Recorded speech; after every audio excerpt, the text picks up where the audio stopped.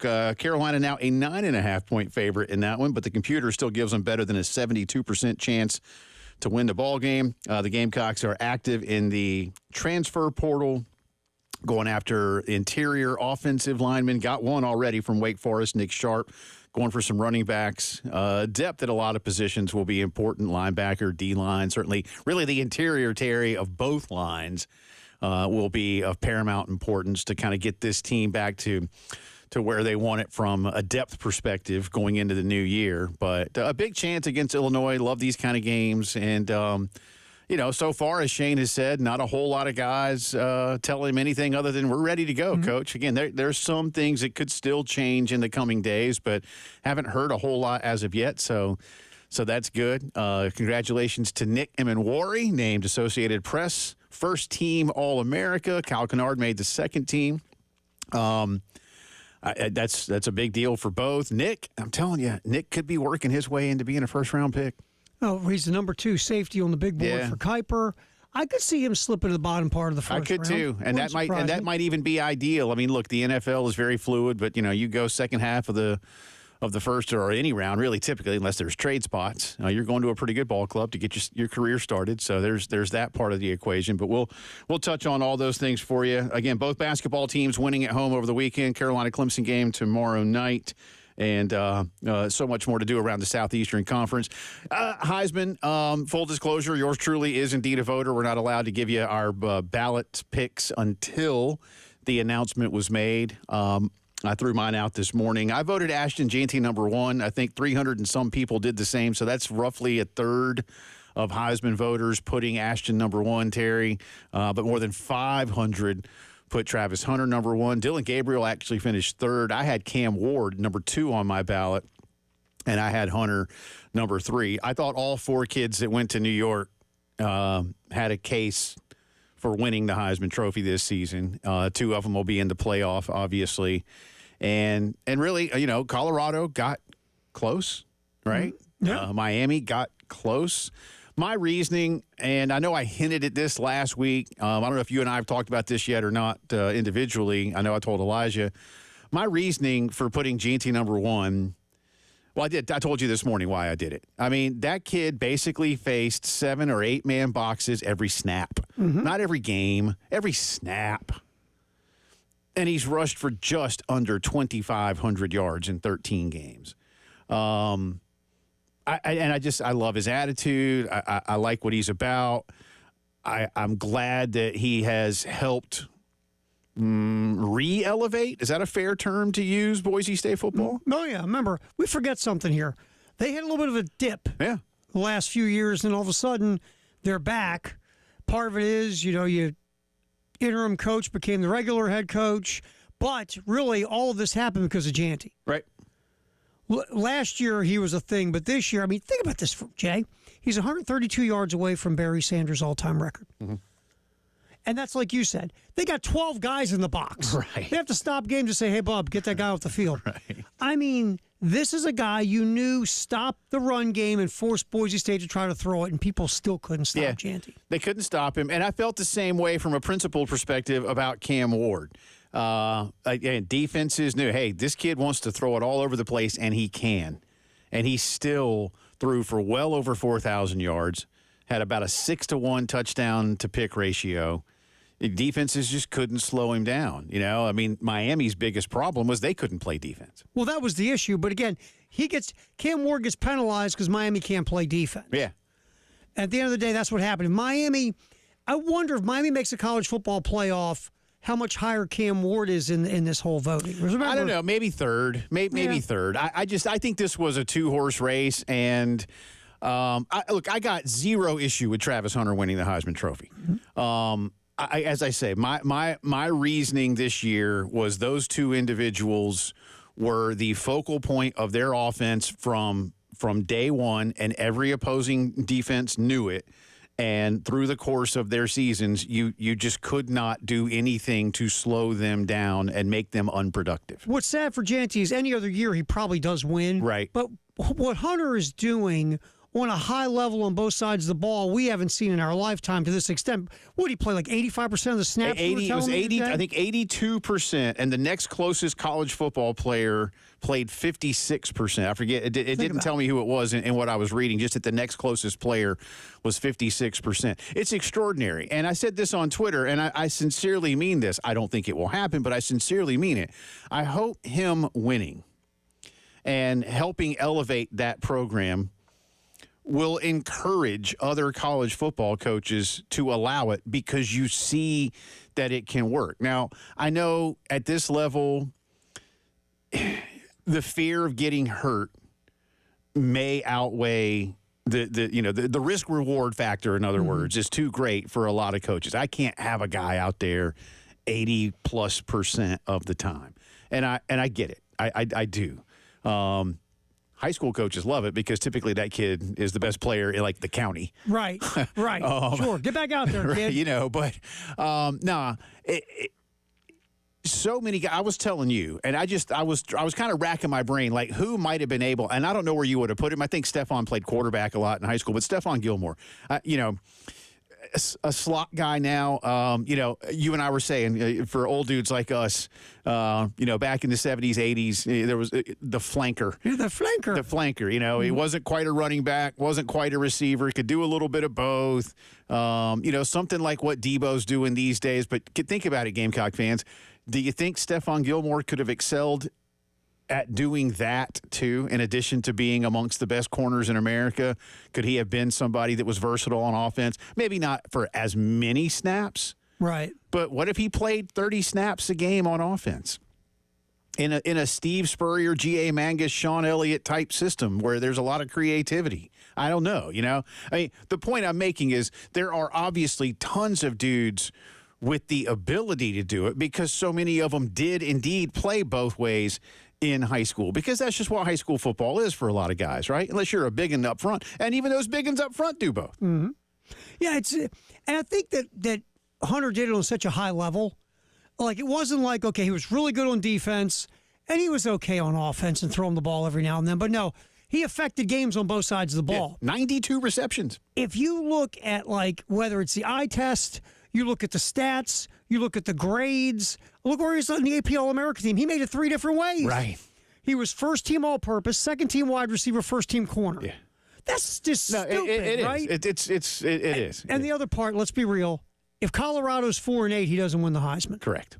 That's the other part. Last year, they were 4-8. They jumped to a 9-win team, and that's why he's getting the Heisman Trophy. If they are even 6-6, Jay, Jante's getting the Heisman. I think he's still in the conversation, but probably doesn't win. But once they were, sniffing the playoff by late October, early November, I think things changed. And at one point, and perhaps subconsciously, I don't know, I was kind of thinking about it yesterday, where there are a lot of people like me who said, look, this kid's going to win. I'm going to vote for somebody else. I don't know. I thought Jante was the guy that deserved it more than any other, based on what I've already said. But zero issue with Travis doing it. But, he was at some sports books, Terry, he was like minus 600 to win the thing. It was a lot closer than most people thought it was going to be, to be honest. And he had a lot of points, and yet it was the closest Heisman vote in like 15 years. Mm-hmm. So take that as you will. But congratulations to all 4 of them. Now we get to turn our attention for Hunter to where he's going to get picked and what the next level will choose to do with it. You got, I think most people believe he's going to become an elite shutdown corner.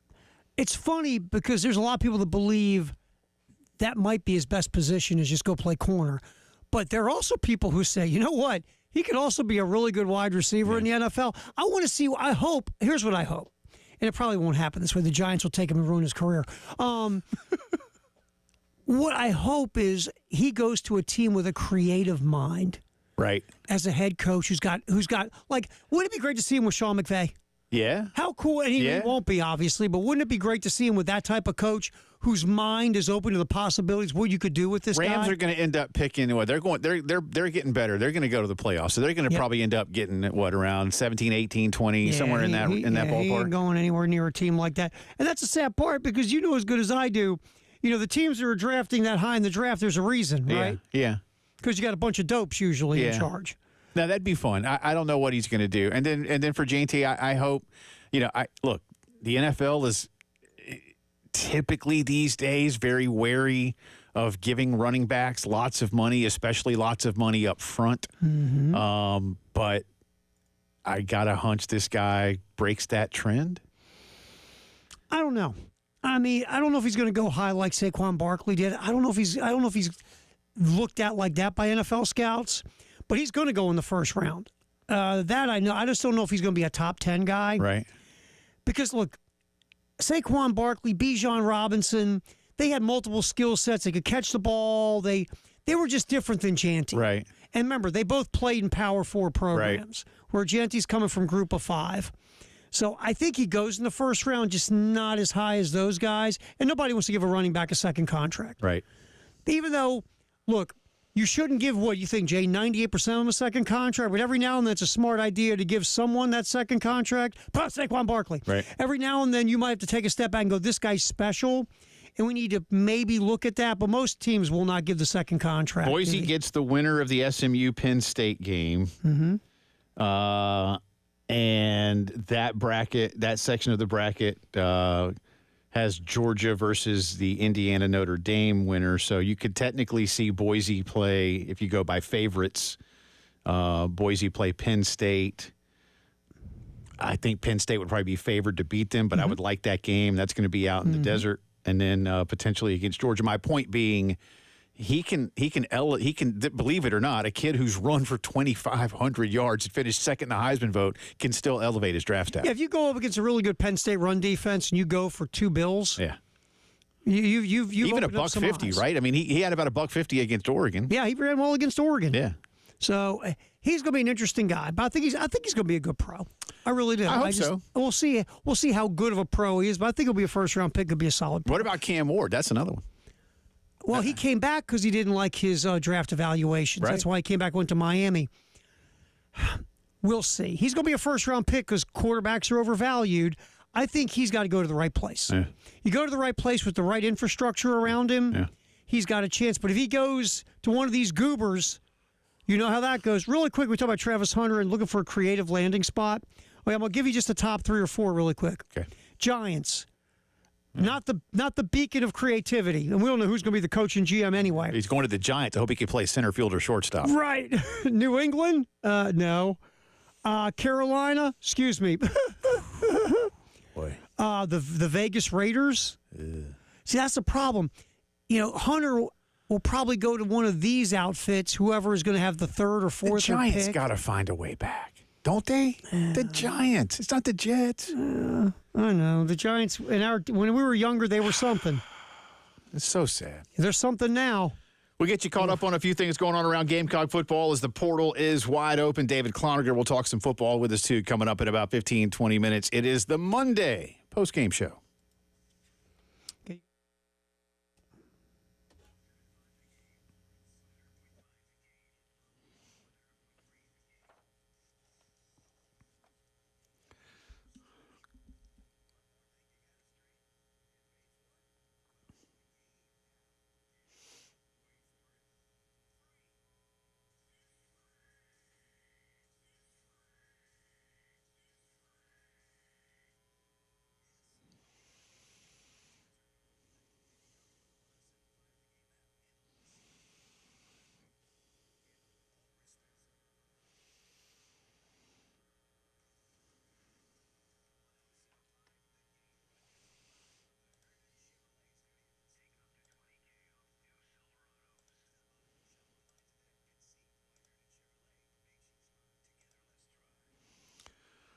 Let me tell you about our good friends at the Joint Chiropractic Centers. Listen, a little holiday stress getting on you, right? Or you need to get all nice and limbered up. For those of you heading off to postseason football opportunities, well, the goal at the Joint is to improve the overall health of patients with affordable, convenient chiropractic care. Plus, it'll help you maintain and prevent reoccurring problems. Or, again, if you're getting ready to head out on vacation, get all nice and limbered up. They're FSA and HSA approved. You can be in and out quickly at any of their 4 local centers. You don't have to miss your lunch hour. You won't miss time at work. Monday through Friday, 10 to 7. Saturdays, 10 to 4. You never need an appointment. You never have to worry about insurance. And if you've never been to a chiropractic center, for just $29, an initial visit includes a consultation, an exam, and an adjustment so you can know exactly what's going on. Remember, at The Joint, you don't have to feel bad to feel better. Harbison, Forest Drive, Roberts Branch off Killian, Sunset in Lexington, The Joint.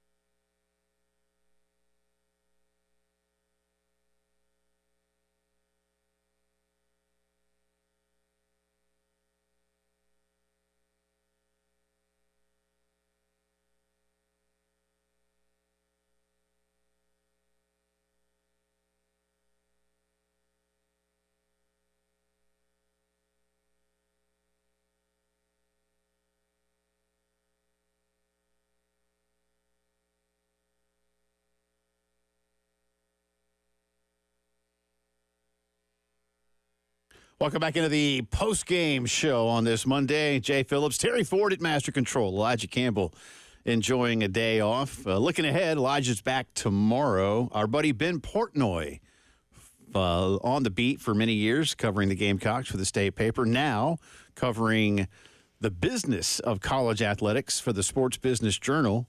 Ben is going to join us here in studio tomorrow in the 4 o'clock hour. Ben was just out in Vegas, where Governor Charlie Baker of the NCAA had a few things to say. A couple of conference commissioners had a few things to say, all about what the future looks like. We'll touch on all those things and more with Ben coming up tomorrow. Has Ben ever been in studio here? Yeah, a couple times. So he's been through the intricate security process? Yes, he has. Just checking. We don't want him to go in that side room. No. Is Gunner still in there? Sometimes people don't come out. Just checking. Bill wants to go in the side room. All right, we're going to – nope, not doing it. So who's coming up at 3:30? David Clocker. Just a few. Not Bill Gunner. But I think I have to do something with Bill tomorrow. But it's not TV. It's here, right? I'm doing something with Bill tomorrow here? Mm-hmm. Yeah. You stuck with Bill here. Whose idea was that? The guy in charge. Wasn't mine. Wasn't mine. Just saying. Guy in charge. I thought I was. I mean, we just wrapped our season of the Cocktail Hour on Gamecocks Plus, so I was thinking I was done with Gunner. Yeah, got that best of the year thing. Yeah. Whose idea is that mess? I just show up and do what I'm told. Same here. So the Gamecocks have gotten a commitment from Nick Sharp, offensive lineman from Wake Forest, and they've also gotten one, which I think is interesting, from Jalen Brown, a defensive end from the University of Missouri. Today and tomorrow, a couple of really big visitors. In fact, there's a bunch of guys that are going to be on campus this week. Justice Haynes is rated the #1 running back in the portal. He is currently, he was at Alabama, but he's going to be moving on. Omega Blake, who Carolina's been in on before, will be visiting. Andrew Jones, one of the highest-rated linebackers in the portal, will be in Columbia tomorrow. And our friends at Gamecock Central say there will be a few others over the course of the coming days. But, listen, you're losing Kennard. Maybe you've replaced him with Jalen Brown. Now, I don't want to say like for like because Kyle Kennard, depending on where you look, is – one of the awards gave him the title of Best Defensive Player in the country, the Bronco Nagurski Award. Second-team All-America, first-team All-Conference. So he's done fantastic. So, will you replace him directly? We'll see. And Nick Sharp has had a nice run at Wake Forest, has a year left. Again, Andrew Jones at Grambling has a year left and could come right in, you'd like to think. And, I mean, Terry, I'm looking at some of these, and I know not everybody – is going to be thrilled with some of the names because that's just, I get how fans can be, not just Carolina fans, anybody's fans. But, look, Wake, ACC, Justice Haynes, again, Alabama. You've got, is it Gadice? I don't know how to pronounce the kid's last name. Dom Gadice of Michigan is going to be here sometime this week as an offensive lineman. He's actually played on both sides of the ball, but more of an offensive lineman. But kids from Western Kentucky, Ball State, Western Carolina, Grambling, Northwest Missouri. But the Carolina last year, did a really nice job of getting some guys that were unheralded. When you look at Torricelli Simpkins, you look at D. Knight, even Josh Simon, who's been here a couple of years, but coming from Western Kentucky. I think, I don't know. And if you told Shane, hey, you're only going to get transfers from Power 5, Power 4, whatever we're calling them now, programs, I mean, I think he'd be okay with that. But I think they like the kids, Terry, that have been playing a lot. And with the way the portal is now, that are just going to, it's kind of like baseball. And I think Carolina fans can kind of equate it to baseball. When you go get, I don't know, I'll be careful, but when you go get an Adrian Morales type who was at a smaller place and then comes in and provides for you, so many baseball players, because of how the rules worked for years, might have gone to community college or junior college because of how the draft situation works relative to jumping right into a four-year school. And we've seen plenty of great JUCO kids come into college baseball, have a nice year or two, and then move on once again to the draft. So I liken it a little bit to that. And you don't necessarily, if you're a MAC school or a Sun Belt school, you may not want to see yourself as a feeder school, but I get the feeling at least that Shane and his staff have taken a better look, a different look at those guys because they've played and they see what they can continue to develop relative to somebody who knows he's good, but maybe has been behind two or three guys at an SEC, ACC, Big Ten type program. It can all depend on fit too. Yeah, I think fit's huge for them. They love culture. They're looking for leaders, but also this. Sometimes a guy, let's say he's a 5-star who hasn't cracked the starting lineup yet at a Power 4 school. Maybe because he's not that good. Maybe. sometimes we all see these names of these guys where they come from, right? Mm-hmm. We go, ooh, this guy's transferred in from Ohio State. He was like a big 4-star at Ohio State. He hadn't played in a couple years, but hey, he's Ohio State. Well, maybe he doesn't play because he peaked at high school, or maybe he just doesn't translate to the next level like he did, or whatever. But you go get who was doing backflips overnight? Yeah. Over D Knight. I mean, it was like, wow, the guy's athletic. He's got a lot of tackles, but look what you got. Right. From a place where, how many people watch those games? Yeah. You know? No, I agree with you. And again, look at Simpkins, like I said, Josh Simon. Those are the big examples right there. And look, but at the same time, though, Kyle Kennard, just took another step, and he was at a good program. I mean, he was a guy, again, when he was coming in, I think, was it you or I that predicted Nagurski Award? No. No, it's just the idea. You said, wow. I would love to claim credit for that, but I can't, sir. I mean, we were like, well, a guy that can rush the passer. He's got a resume. You need a guy that can rush the passer. No one saw the wrecking ball that Kyle Kennard was going to be when he got here. Right. So to his credit, he stepped it up. How much of this is development scheme, just, the right mix of coaches and players, whatever it was, they crushed it this year, Jay, in the portal, especially on the defensive side of the ball. They did, and I think a lot of it is absolutely development. And when you look at what they're doing on the line, I mean, these guys love playing for Travian Robertson. They love playing for Sterling Lucas. You hear nothing but good things about what both of those men are doing for the players on their team, and I think that's a huge, huge part of this. So development absolutely matters. But fit does too. But again, and we'll have more on this on tomorrow's program as some of these guys are making their visits, but a pretty long list. And those of you, of course, who are already members at Gamecock Central can see a very long list here, but some pretty big names coming in over the course of the next couple of days. All right, we'll stay with some, I don't want to say off-season, post-season football notes a little bit more. Our good friend David Cloninger on the beat for the Post and Courier will join us when the post-game show returns.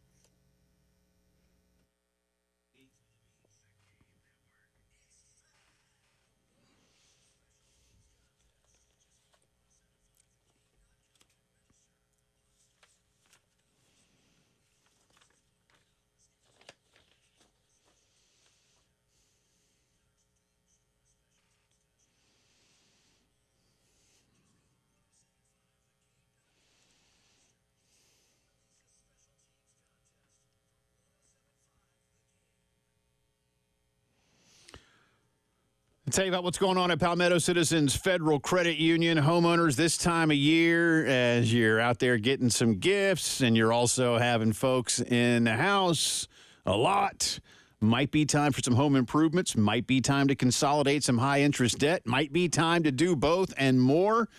And Palmetto Citizens is ready to help you out with their home equity line of credit. If you've been in the house for a while, built up some of that equity, take advantage of it with some really low rates right now. Unlock your home's equity. Access that line of credit over a 10-year draw period so you can be assisted as it comes. In other words, you don't have to borrow one big sum. They say, well, I didn't need that much, but, I just thought I'd go ahead and get it. No, don't do that. Then you're paying interest, right?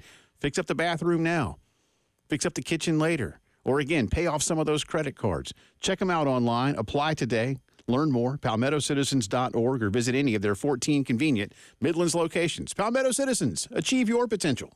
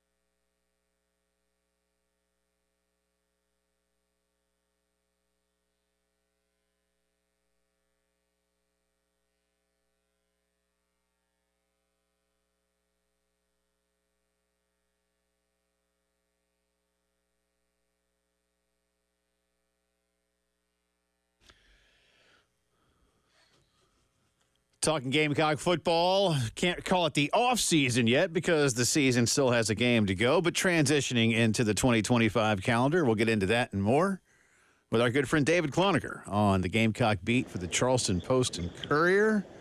And Santa's coming to the Cloninger home soon, so I hope David's been good. I'm sure the little guy has been fantastic. But you're not going to ruin it for him, are you? That would be my biggest concern for Mrs. Cloninger and your little guys, that you'll be why your home gets cold and or passed over.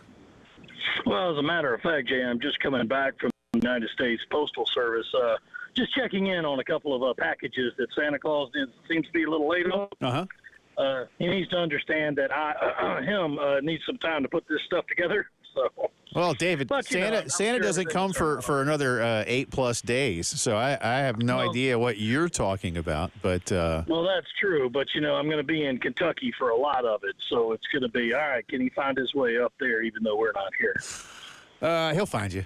He'll find you. Just make sure Santa doesn't get into too much bourbon before he's supposed to arrive. Well, if he drinks my share, there's going to be hell to pay. I can promise you that. I'm just saying. I'm just saying. Just look out for that, because you know how it is, man. You know how it is. I do. So the Gamecocks are now heavily active in the portal. I know you and I both don't cover recruiting a lot, but is this let's go get the best ones we can get? Are you hearing that? I mean, we know interior line on both sides is going to be paramount. Do you feel like that's job one for this staff right now? Oh, absolutely, Jay. And, of course, you're never going to turn it down if a great player enters the portal and calls you up and says, hey, I'm interested in visiting. You're never going to turn that down because you do want to go get the best for your team in your next season. That said, unlike last year where it was kind of like, hey, you just got to go get guys and try to fill in what you're losing, this year they could be a bit more selective. As you mentioned, the interior line is something you want to go ahead and maybe get another edge rusher. They've already done both of those, but, of course, they can still get more. You are looking for maybe another top wide receiver, and I think you at least have to look at saying, do you need to go get an experienced backup quarterback, a guy who's taken some snaps, all the confidence in the world in Dante Reno and Cutter Woods, who's coming in as a true freshman, but you do maybe want to have somebody very experienced who's been there before to take some snaps just in case something happens next year to the Lenora Sellers. What more, David, are we hearing about Dowell Loggins' availability for the bowl game? Is that a ship that is basically now on a course for Boone without a return to Columbia/Orlando? I have not heard one official way one or the other, but you would think that if he was going to be calling plays, he'd probably go ahead and say so and just say, I'm going to do it. He could be still trying to figure out some logistics, but, there will be a contract announced tomorrow for Mike Shula and some of the other football assistants. Not that means anything about play calling in the bowl game. So hopefully the next time we can grab a hold of Shane Beamer and just kind of get a clarifying answer like, look, who's going to call plays? Because either way, I think you're set. But you just want to go ahead and make sure that everything's going to be shipshape once you get down to Orlando. Follow my logic when I ask you this question, David. Will there be, or have you heard anything about a replacement for Mike Shula? And in other words, Dowell was the quarterback's coach, but we know that Mike was heavily involved. Now Mike's been elevated, but they liked that maybe two-person system when Dowell had to run the whole offense. There was still somebody to continue working directly with Lenoris. What more are you hearing about that aspect of the staff? I really haven't heard any rumblings on it, Jay. The main thing is that, of course, you're always looking to add a couple of analysts, just guys who can help you get an extra pair of eyes and ears out there to help your football team as it goes about its season. I've not heard anything concrete about what they plan to do, and I suppose it will just be what Shane Beamer feels most comfortable with and with what Lenora Sellers feels most comfortable with. No, it's not a case of, the quarterback's running the team. It's not that at all, but you do want to make sure that the most important guy to your success for next year, your quarterback, is going to be comfortable with what he's doing. And if he can be comfortable with Mike Shula still doing what he does with Sellers and adding more responsibility to his plate, then why mess up a good thing? And on that note, David, let's face it, Lenoris, at least from a coach's vote, was third team all-conference. Didn't make top 10 of the Heisman voting, not that was expected, but he's certainly on a top 10, a couple of, the way too earlys that came out yesterday after the Heisman vote.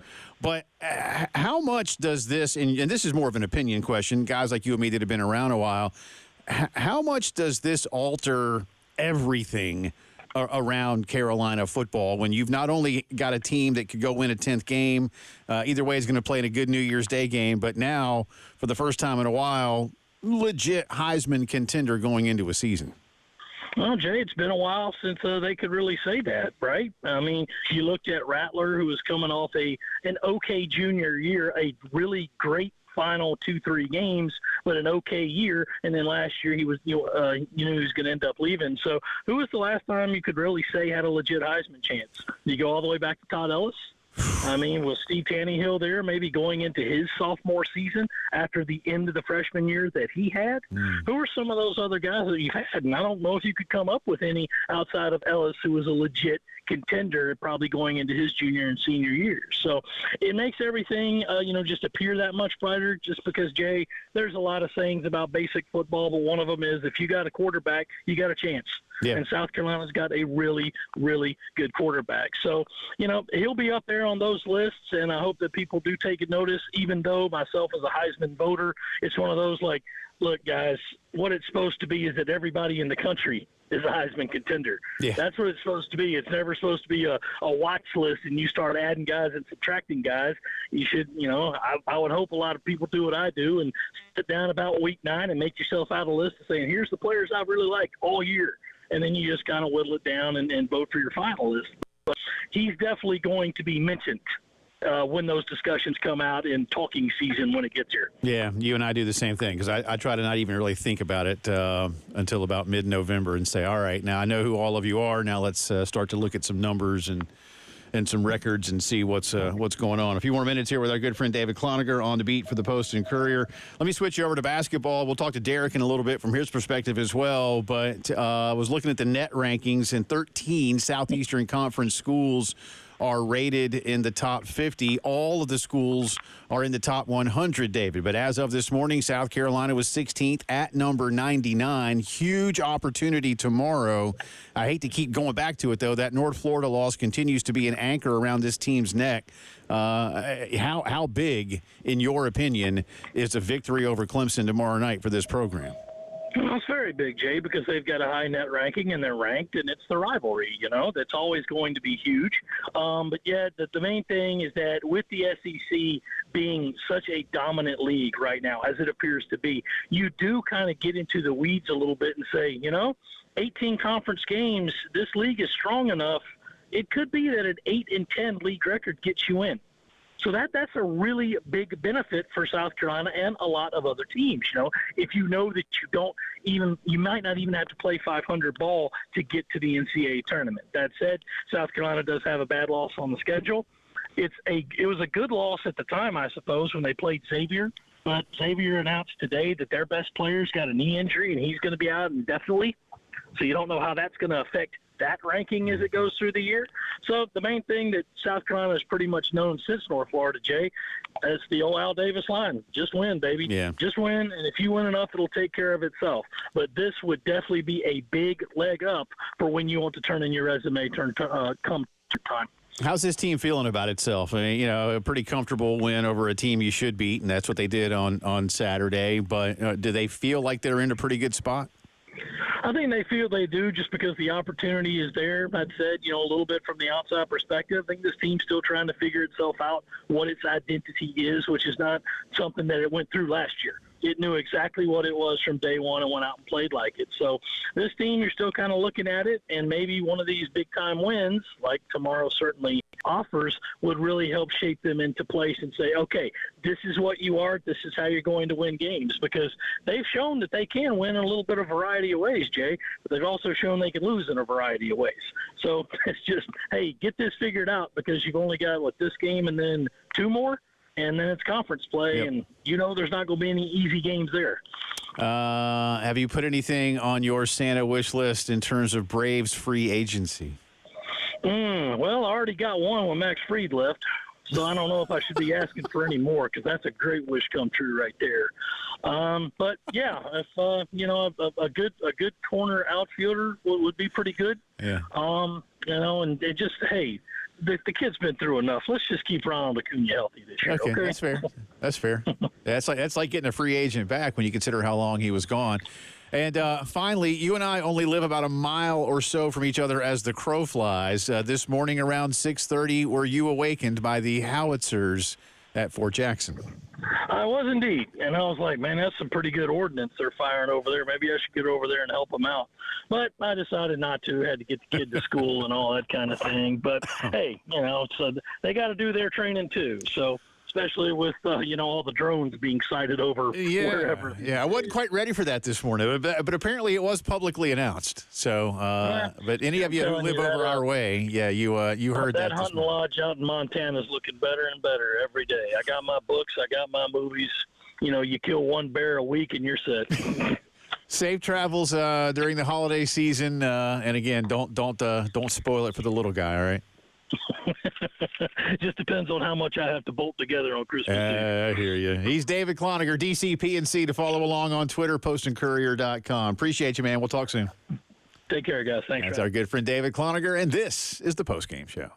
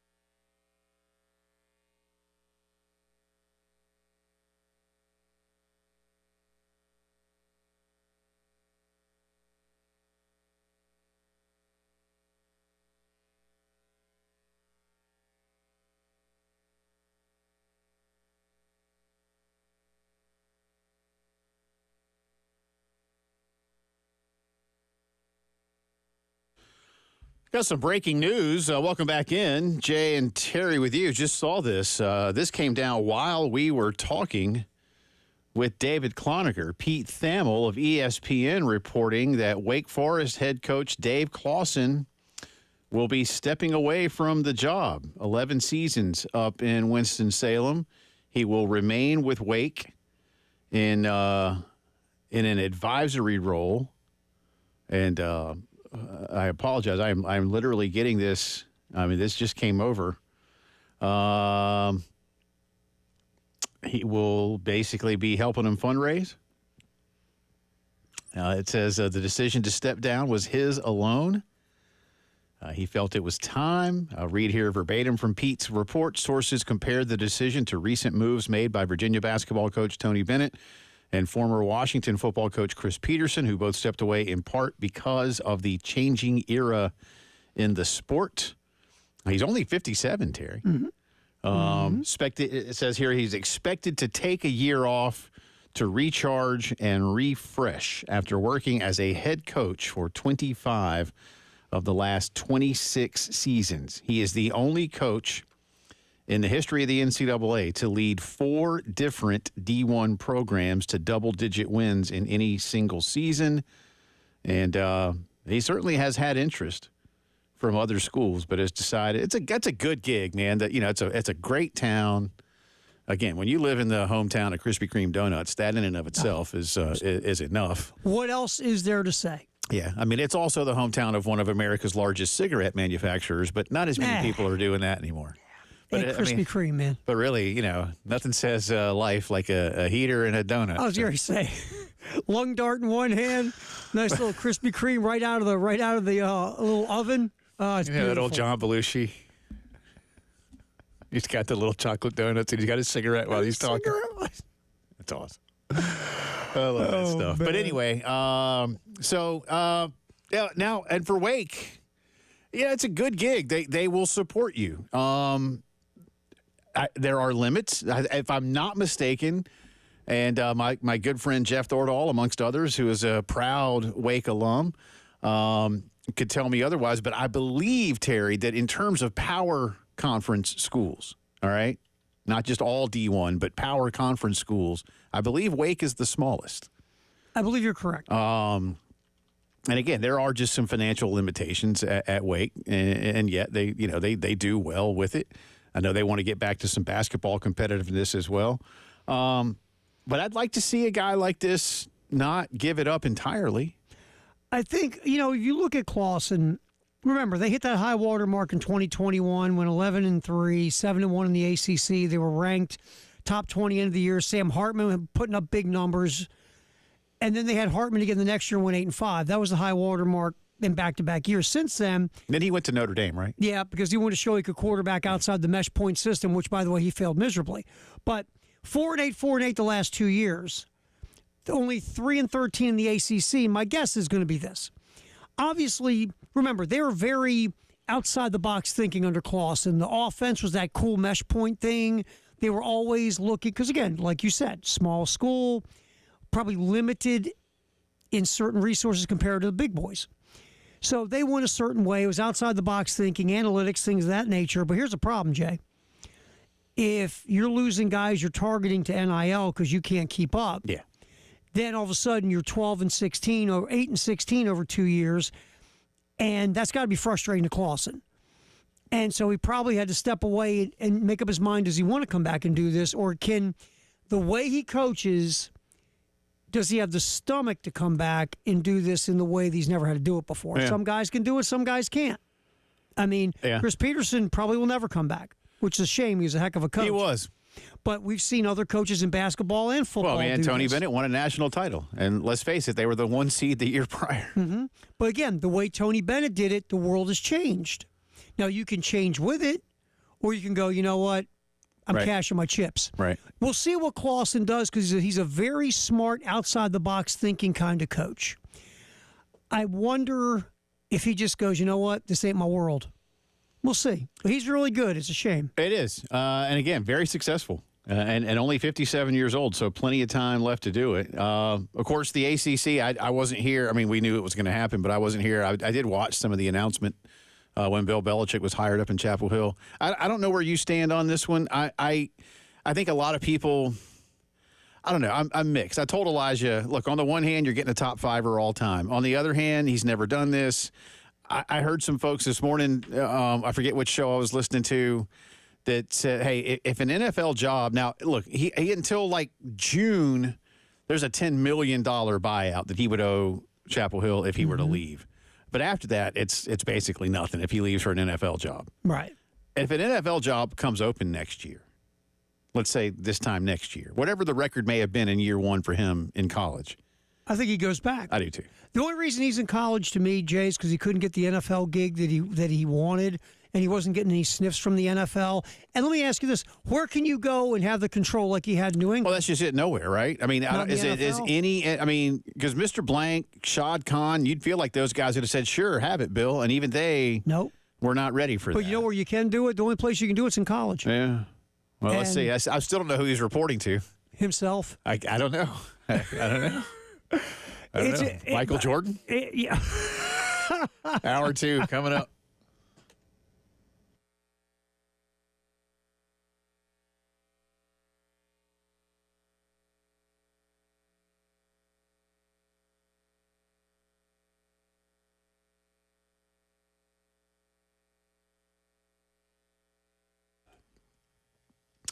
Holidays take a lot out of us, guys, and as you're getting a little bit older, it might take a little bit more out of you. One of the problems, though, is that it doesn't always seem to come back. Don't wait for it to change. Don't wait for it to go away when you're feeling off. Instead, set up a time. There's a nice gift for yourself and for your loved ones. See Dr. Dan Balknight and his team at the Men's Clinic. It's a one-on-one consultation initially. They talk with you. They get to know you. Figure out what's going on. Where might the gaps be? What can we do for you? No magic pills. No one-size-fits-all. All right? No former athletes that are out on the golf course telling you things. Nope. These are medical professionals, real doctors and nurses that work with Dan, and all they do is help men feel better. All right? That's it. That's what they do. That's the Men's Clinic, 803-875-MENS. Learn more right now online, themensclinicsc.com.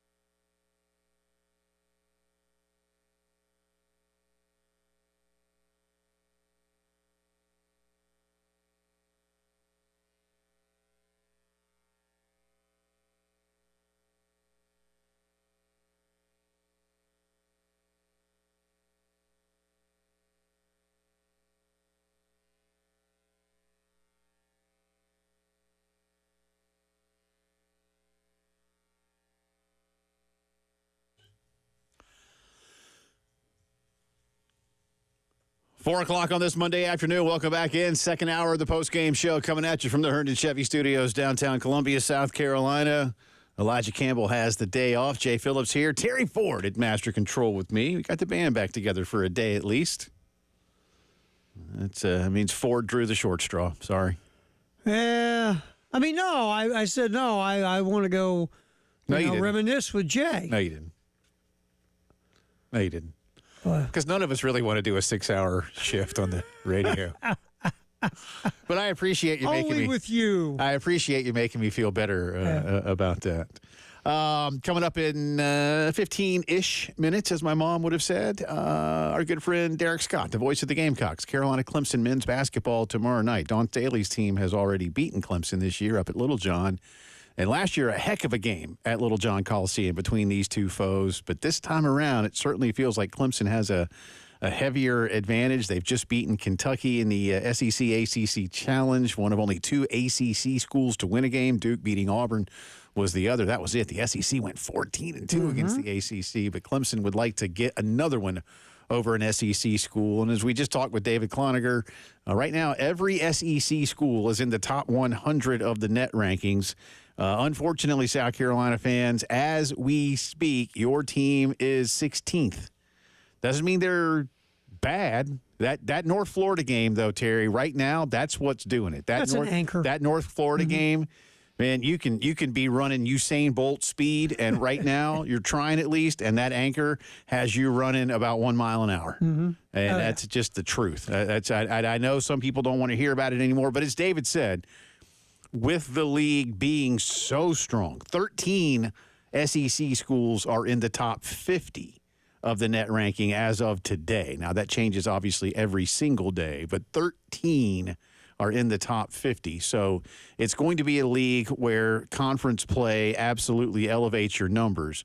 But, boy, beating Clemson tomorrow night and getting the quad one would be a really, really big deal for Carolina. But we'll talk with Derek about how well-positioned Lamont Paris's team is for that tilt tomorrow night at Colonial Life Arena. So more Gamecocks to get into in just a bit. And once again, want to remind you, coming up at 5:15 today, we're very excited. Terry and I will welcome on the brand-new athletics director at USC, Jeremiah Donati, will join us. And we'll have him for about a half hour. Got a lot of things to get to. Won't get to all of them. But we'll talk a lot about, I think, what maybe he's looking at as most important. And then when he gives me an answer I don't want to hear, I'll just tell him what I think is most important, and then we'll go from there. There you go. I think that's a good way to start the relationship. I start with this. Hey, bub. Yeah. It's always the best way to start. Hey, bub. Yeah. We're like, bro. Or what was it? Dudeski. Yeah. Hey, Dudeski. Yeah. Quick thing for you. How long you been here? I've been here my whole life. Bro has turned to bruh for a lot of things, too. Yeah, bruh. I say to him, how long you been in Columbia? I've been here 50-some years, Chief. That's right. I could do that, but I won't. But I might throw in some Southern food stuff. You know what? I mean, he's a West Coast guy. He's a West Coast guy who's made it. He's making his way east. Been in Texas a long time. All right, real quick. All right, is he gonna? You're gonna throw the grits at him, right? Yeah. Collards. Yeah, I imagine he's already got. I hope he's got, because listen, the food that Langston brought us from a couple of the barbecue joints in Texas, they had collards. Good. It was so good. They had collars. Throw the pimento cheese at him. Yeah. Yeah, get those in. Yeah. See if he's tried any of this stuff. See what he says. Yeah, I would. I don't know. Yeah, shrimp and grits. I think he's got to have. No, you got to have the shrimp. Can I just have the shrimp and I pass the grits on to you guys and I eat the shrimp. No, you gotta do both, and you get a little andouille in there. I don't know who that is. Pimento cheese. Yeah. Gotta do the pimento cheese. And I mean, some things are just, they feel Southern, but everybody's had like fried chicken and mac and cheese and stuff like that. So I'd go with those three and see where he goes. Fried okra, maybe. I'll go with okra. Yeah. You know what? I haven't had fried okra in like a month. I haven't had it in like my whole life. Well, you should. You're missing out. You are missing out. So what is in fried okra, Jay? It's sliced okra that is battered and deep fried, my man. Okay, what is okra, Jay? Okra's a little, you know what okra is. It's a little green vegetable. See, you ended that phrase in what word? Vegetable. Yes. I love okra, you understand, man. I have a medically induced allergy to any vegetables. I, not long ago, we just took whole fresh okra, got it at the farmer's market. Just washed it up real good. and I just put oil and salt and pepper. I didn't even batter it and put it straight into the air fryer. Mm-hmm. Oh, my God. Caps and all, man. Really? It was so good. Air fryer is gold. So good. Didn't even need the batter. It was delicious. Anyway, all right, so we'll talk food and fundraising, and I won't go alliteration, so NIL, I was going to say football, but I won't. But we'll do all those things with Jeremiah Donati coming up in the 5 o'clock hour. One of the things he will have to deal with, and it's not this specifically, but the interesting case going on at Penn State. They had double quarterback news today. First, Drew Aller did announce that he will return next season. He's won 21 games as their starter. Obviously, they have a playoff game this weekend hosting SMU. But also today, their backup quarterback and a kid who grew up in central Pennsylvania named Beau Pribula announced that he will enter the transfer portal and will not be with the team during the college football playoff. Pribula released a statement, and Terry, you and I talked about this earlier, and I'll just paraphrase here real quick, but he basically said he felt like with where the calendar is and how things work in today's college environment, that he was put in an impossible position or situation in terms of decision-making. And, it's not an impossible decision because he made it. And I told you earlier, this is going to make a lot of Penn State fans mad. It's going to make a lot of football fans mad. They're going to be mad at the kid for bailing on his team, is what they'll say. Mm-hmm. One of the reasons that we have to do this in December is because most colleges are off for typically around a month. And you have another semester that begins here when the calendar turns. And so a lot of these decisions need to be made. And it isn't like you can't quit your current college, play for your college team while you then enroll at another school. Like, you can't go do that. And you've got to find your school because most coaches, let's face it, the new season has begun. Even for a lot of teams in bowl games, maybe even South Carolina's, a lot of what they'll do, yes, there will be some seniors that play in the bowl game, certainly that'll be their final game. But in a lot of ways, that's what the college football world has become. The bowl game has become the spring game where you get to play somebody else and really measure who you've got and then figure out what you need in the portal for the next couple of weeks. Then you go to spring ball, and then you supplement your roster once again with portal movement. I'm not mad at this kid at all. I don't want to say I'm sitting on the fence, Terry, because I'm not. But you and I already talked about this, but I'll just tell everybody what we said. The reason this is happening is because, once again, for decade upon decade, the people that ran college sports were breaking the law. And then once they were told how badly they were breaking the law and that you could no longer break the law, the overcorrections have caused the chaos that we deal with every day. So this kid is in a really tough spot. He wants to be a starter.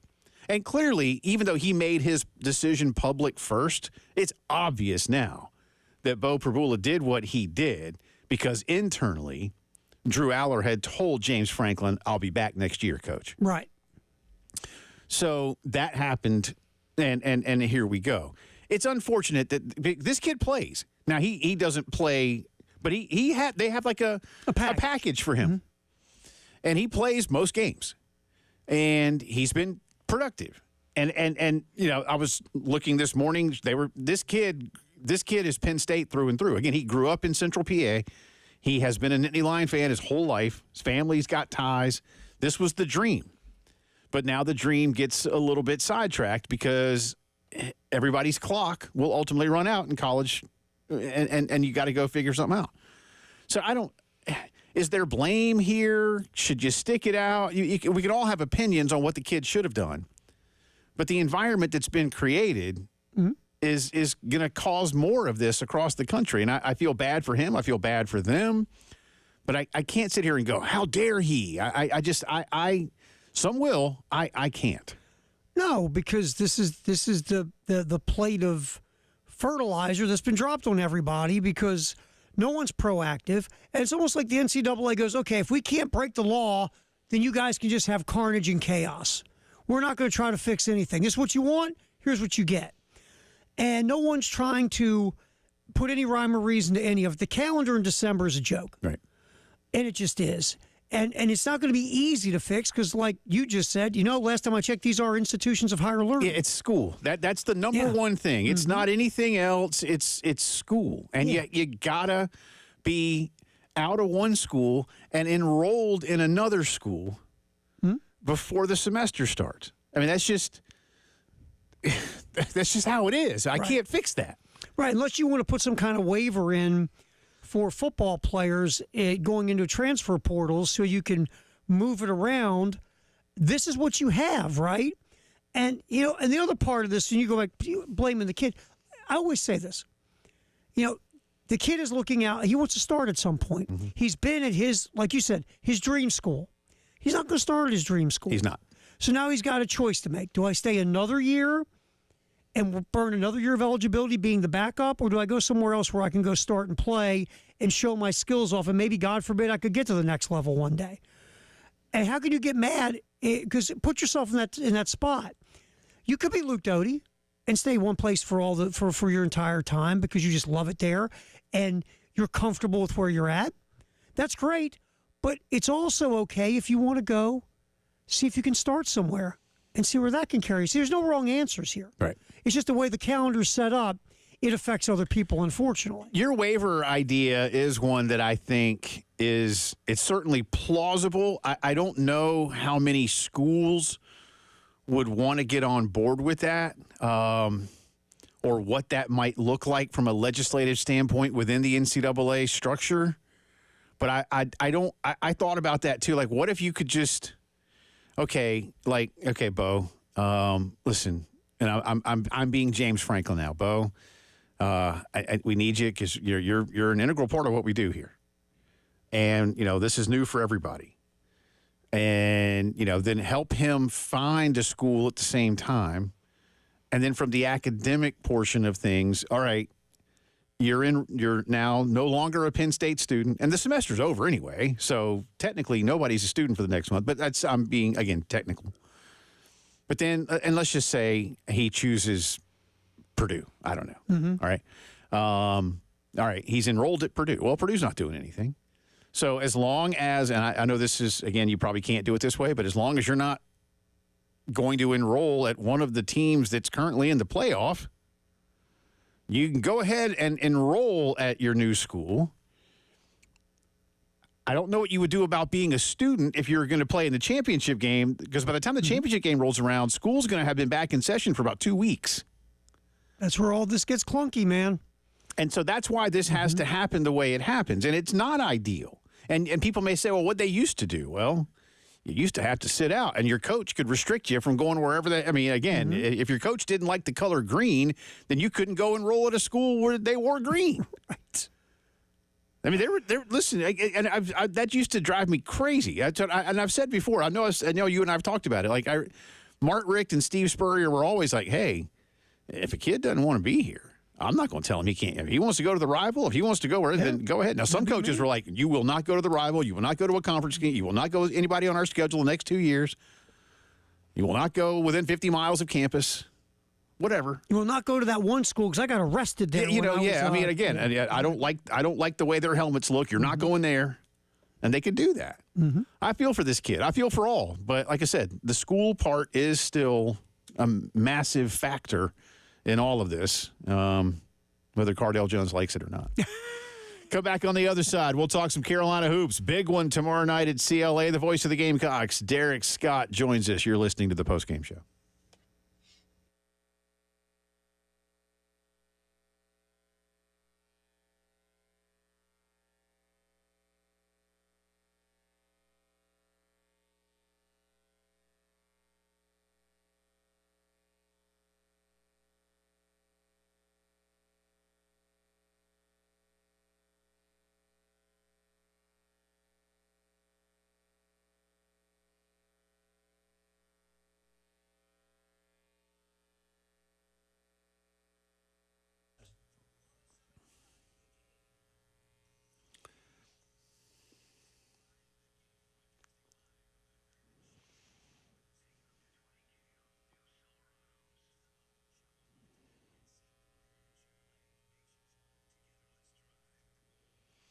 Love telling you about our good friends at Cato's Power Equipment. Ben, Matt, Andrew, the whole team treated us so well at a remote over there recently. And yes, yours truly did indeed see some things that will make great gifts next week, including a brand new collection of fantastic Toro power equipment, really designed for the home user, although they could be used commercially too, I'm sure. But battery powered, right? And yet have all the power of gas powered tools, all right? Pole saws, chainsaws, blowers, edgers, trimmers, all use the same battery. That's a lot more efficient. Again, stop in and see, because if you do what I do and love working around the house, but you want to do it a whole lot quicker and a whole lot better, Cato's Power Equipment is for you. Tell that significant other that they've got a lot of great stuff for you over there. You can learn a lot more, catospowerequipment.com, or stop by and see them, 4012 West Beltline Boulevard, Cato's Power Equipment.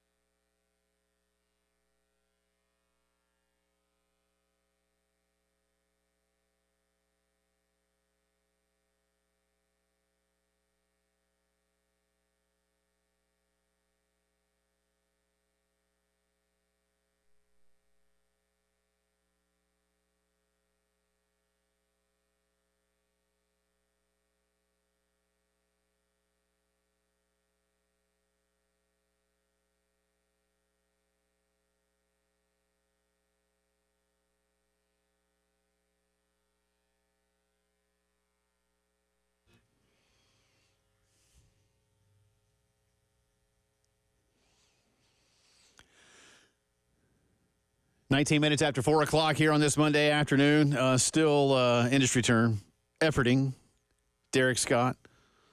So we'll get Derek on the program as soon as possible. Word in, like real life? Efforting? Efforting. You ever say I'm efforting to get a hold of my aunt? Yeah. Have you really? I do, because I guess maybe I've been in the industry so long that I just allow that to kind of come into my own vernacular. I've never used that word outside of this. Have I ever told you the efforting story? No, you have not. Okay. So many, many years ago, before this radio station was a radio station, Mike Morgan, Michael Haney, and I did our old primetime sports show, 6 to 8 every night on our AM. Okay. And our PD at the time, who also basically, he let us do whatever we wanted because his main job was a music station in our old cluster. And his name was Al Connors. And Al had come up through L.A. radio. And so Mike and I would often use the term effort, like for a guest, like we'll effort that, or that a statistic, something, we'll effort that. So one day we get to we get in at in the 5 o'clock hour to do a 6 o'clock show, 6 p. And I don't remember exactly when, but Al catches us and he goes, "Hey, come to my office." But he has a smile on his face. So we know it's but not bad news, right? And he plays us a voicemail. And it's this lady. And she says, "Will someone please tell that Jay Phillips," right? Not Jay. No, she had to that put Jay Phillips. That Jay Phillips. That effort is not a verb. And continued for another few seconds.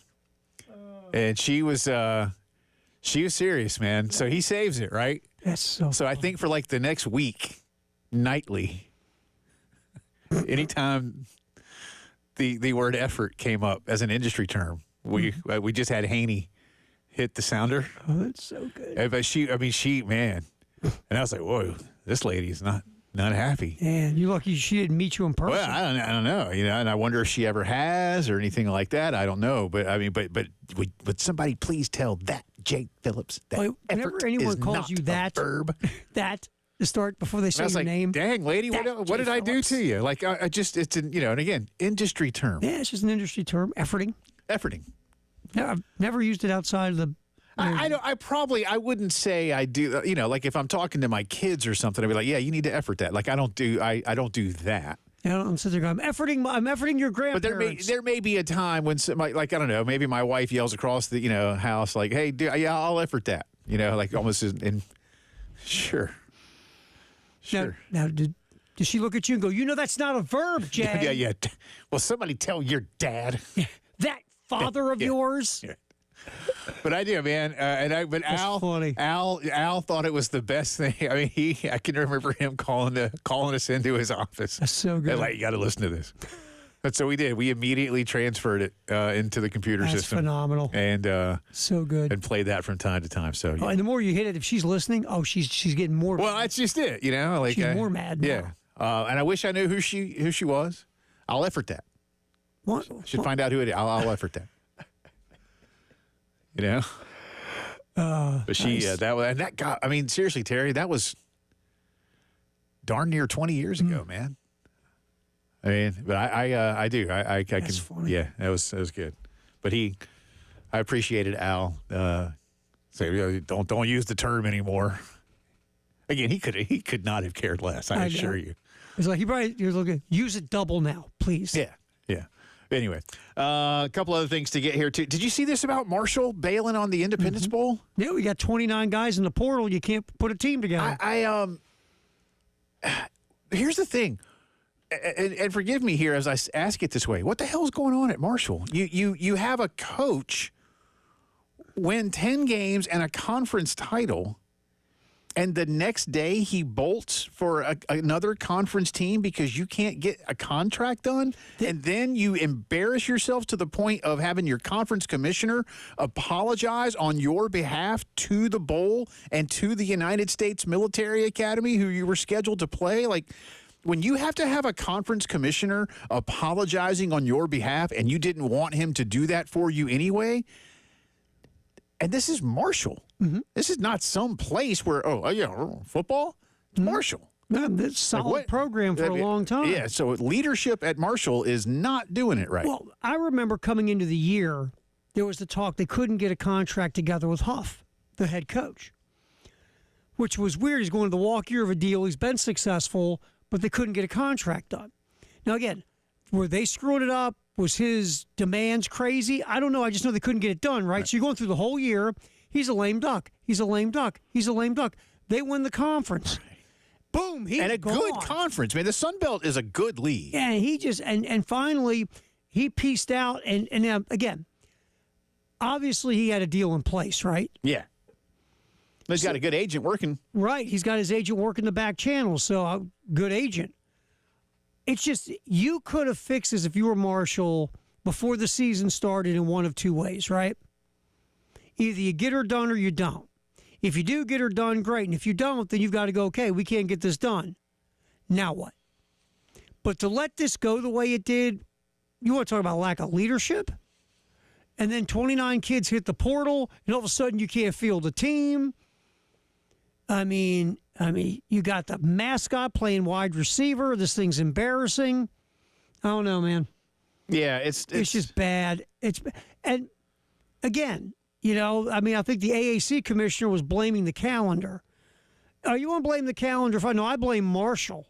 Yeah, I blame Marshall. I blame Marshall. And how you let someone who's won the conference walk in the conference. Get some kind of memorandum of understanding or some such and find a way to keep this guy on. But you're right. I don't know what the demands were. I'm sure the truth is somewhere in the middle, but not a good look for a proud football school.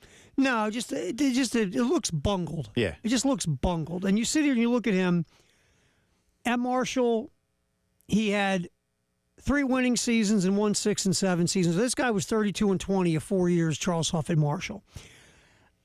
I don't know what was going on. I don't know if it's just, again, were his demands crazy? Were they trying to lowball him? It's just very weird you let this thing get to the point you let it get to. And by the way, this is why you don't let it get to the point. You don't let it get, because it's again, when your conference commissioner has to apologize to the bowl, and they're playing Army, by the way, to quickly turn that Army-Navy game, it was fun for a bit, and then, boy, Navy just locked down. And I don't know where Army's head was for a while there, but Navy was better than you. And both teams were really, really good. Can Army not get sorry, this is going to be mean. Can Army not get a better game than the Shreveport game? Well, that's the... Is that like where are they tied into that one? Yeah, the Independence Bowl. So the American versus the Sun Belt champion is the Independence Bowl? Mm-hmm. Terry, can we work on that? I'll talk to some people. I'll effort that. Thank you. I'll effort that for you. Seriously, can we not? Those are two. Can we not do better than that? It just. Oh, by the way, I'm looking. Put them in the Gasparilla Bowl or something, man. Yeah, somewhere down in Florida. That's right. Something. But yeah, they were thinking about it. They were a legitimate couple wins away from possibly getting the college football playoff. Yeah, maybe just one. Mm-hmm. Yeah. If Boise State would have lost and Army, could have beat Notre Dame, you might have had something. Then beat Navy, obviously. By the way, I'm looking at this USA Today about Charles Huff. Despite Huff's success at Marshall, he had been coaching on a contract that was set to expire at the end of the season, and after not making progress with the school in an extension, he left. Marshall quickly replaced him with NC State defensive coordinator Tony Gibson, a West Virginia native who has spent much of his coaching career in the state.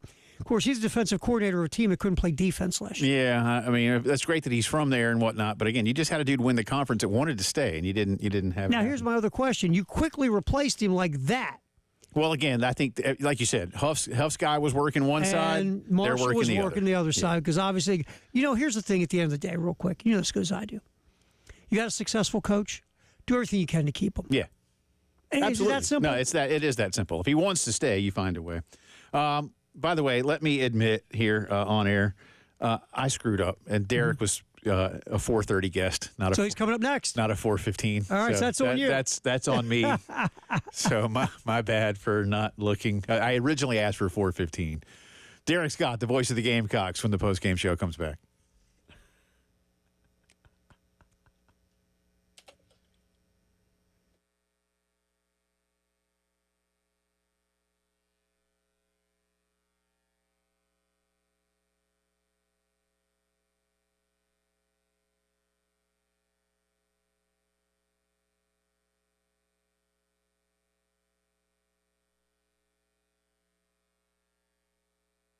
Hot, cold, hot, cold. I mean, heck, it's almost 70 degrees today, y'all, but in a couple of days, it can be back down into the 50s with lows in the 20s. Time to make sure, if you haven't already, that your system is ready to keep you and your family very comfortable in the coming cooler months across the Midlands. AAA Heating and Air is the only choice, in my personal opinion. They have kept us nice and comfortable for years at our house, and they're ready to do that for you. So if it's a quick inspection, make sure it's all good. 803-677-1500. If it's time for a brand new system, you still have time to take advantage of a fantastic offer of 12 months no interest, guaranteed financing, $1,500 system buyback rebate, and a 15-year parts and labor guarantee. You can get a free quote when you log on to callAAAtoday.com or, again, call them up, 803-677-1500. Tell them we sent you, and stay comfortable with AAA Heating and Air.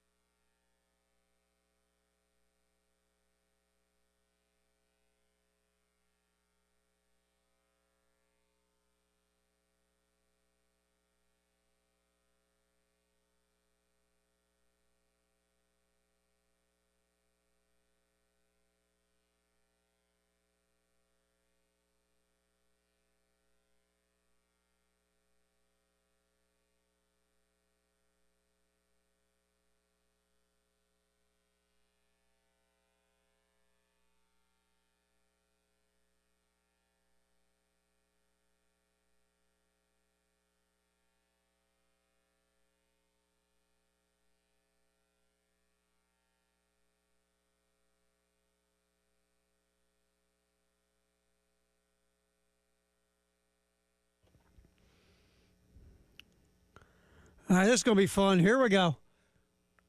In Columbia, we got a stalled vehicle. Two right lanes are blocked at I-20 westbound after Monticello Road on exit 68. Also, Harbison near I-26, there's an accident reported, as well as St. James. Lexington, by the way, I-20 westbound Longs Pond Road, exit 51, also an accident reported there as well.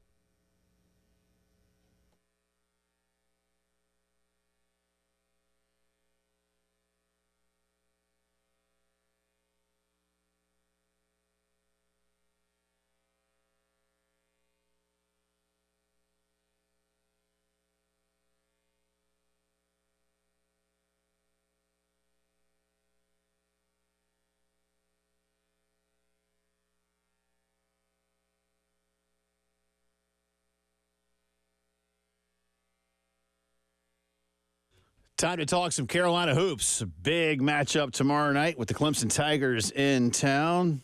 Derek Scott will join us. And again, my apologies to Derek and to Terry because I got the time wrong by 15 or 20 minutes. I had it right, and then I didn't because, well, I screwed up. Yeah. So there you go. You screwed up. So. But Derek and I didn't make fun of you well, on you Hold should. It All, did we, Derek? You should. No, I don't know what you're talking about. No idea. I would never disrespect the host of a show like that. I had no. I deserve it. I asked Derek for 4:15, and that was yesterday. And Derek said, I can't do 4:15. I can do after 4:30. And I, in my head today, all day, even though he told me that, I had in my head that it was 4:15, and I told Terry, call Derek, and I was wrong. So there's that. All right. I'm glad I only have one more day this week. Right. Anyway, Mr. Scott, always good to have you on board. Happy holidays, Merry Christmas, and all of those kinds of things. This one's big tomorrow night, obviously, for many, many reasons. But before we get into breaking down tomorrow night's opponent, let's recap a little bit about where you see this Carolina basketball team. I asked this in a good way. How do you feel chemistry is? We talked a lot last summer about the trip to the Bahamas and how much of an impact that had positively on this team. None of that this year, and maybe a different way to bring the guys together for Lamont. Give us your assessment so far. Well, I think chemistry's great. This group gets along very well, as last year's team did. There was certainly a lot of value in that trip last year. That's probably why they only let you do it every 4 years, because the NCAA can see how much benefit there is and know that people would try and do it every year if given the opportunity to do that. When you don't have something like that, your early season games probably have to play a little bit of a bigger role in getting everybody on the same page and allowing the coaches to evaluate during game situations how everything fits together. I think that's a big part of it. You're figuring out lineups and who matches up well with whom and so forth and so on. So, that's something that continues to evolve, but there's definitely been strides in the last, 2 to 3 weeks compared to what we saw in the first handful of games. I think anybody who's watched this team consistently during the first 9 games has certainly seen the growth of the team during that period of time.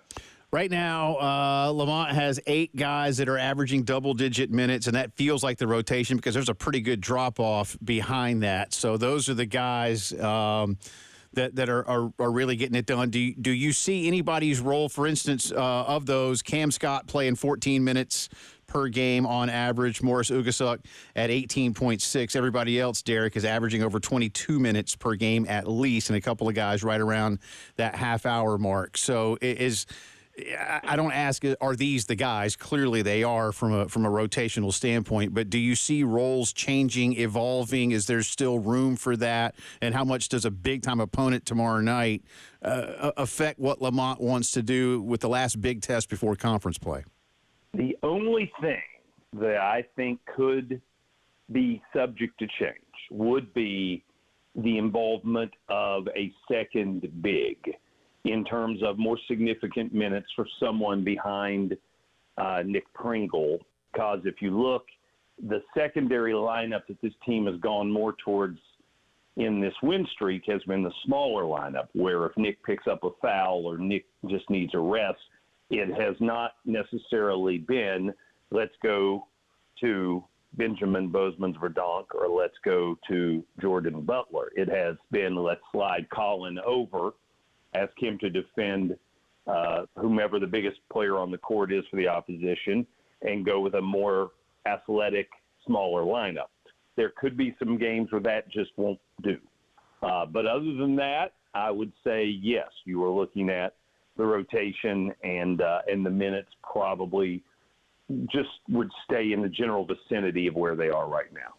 Talking to Derek Scott, the voice of the Gamecocks, Carolina Clemson tomorrow night, 7 o'clock at Colonial Life Arena. We'll have it for you starting at 6:30. Let's get into this one and remember back to last year. What a heck of a ball game that was. Gamecocks had some chances late. Clemson made a few more big plays, and they won a really, really good contest at Littlejohn. How much of that remains in Carolina's mind to try and return the favor, if you will? I don't think that would be the case. I mean, if you think about it, each of the last 2 games between these two have been great games. South Carolina wins on a buzzer beater 2 years ago with Chico making the game winner. And last year, the Gamecocks led for, what felt like 35 of the 40 minutes before Clemson, behind a sellout crowd, grabbed the momentum late and were able to close the gap up and get the victory. But, no, I don't think there's any real carryover from last year to this year. I know I asked Jacoby Wright in a post-game interview on Saturday if he feels it is his obligation or if he's thought about trying to talk up the value of this game, the importance of this game to the new faces on this team. And he said it's already happened. He said, I told them, as soon as this game ended, that I wanted this one for myself as a senior. I want to go out with a home win over Clemson, just like our guys did 2 years ago. So, as a guy who's a South Carolina native and has been in this program for 4 years, he understands it. There are a lot of South Carolina natives on this team, so you would assume they all understand it. But if you haven't played in it, you might not recognize it as much. But he was saying that he was making a point to express to the newcomers, whether it be they freshmen or transfers, that this one is different than what they've seen in the first 9.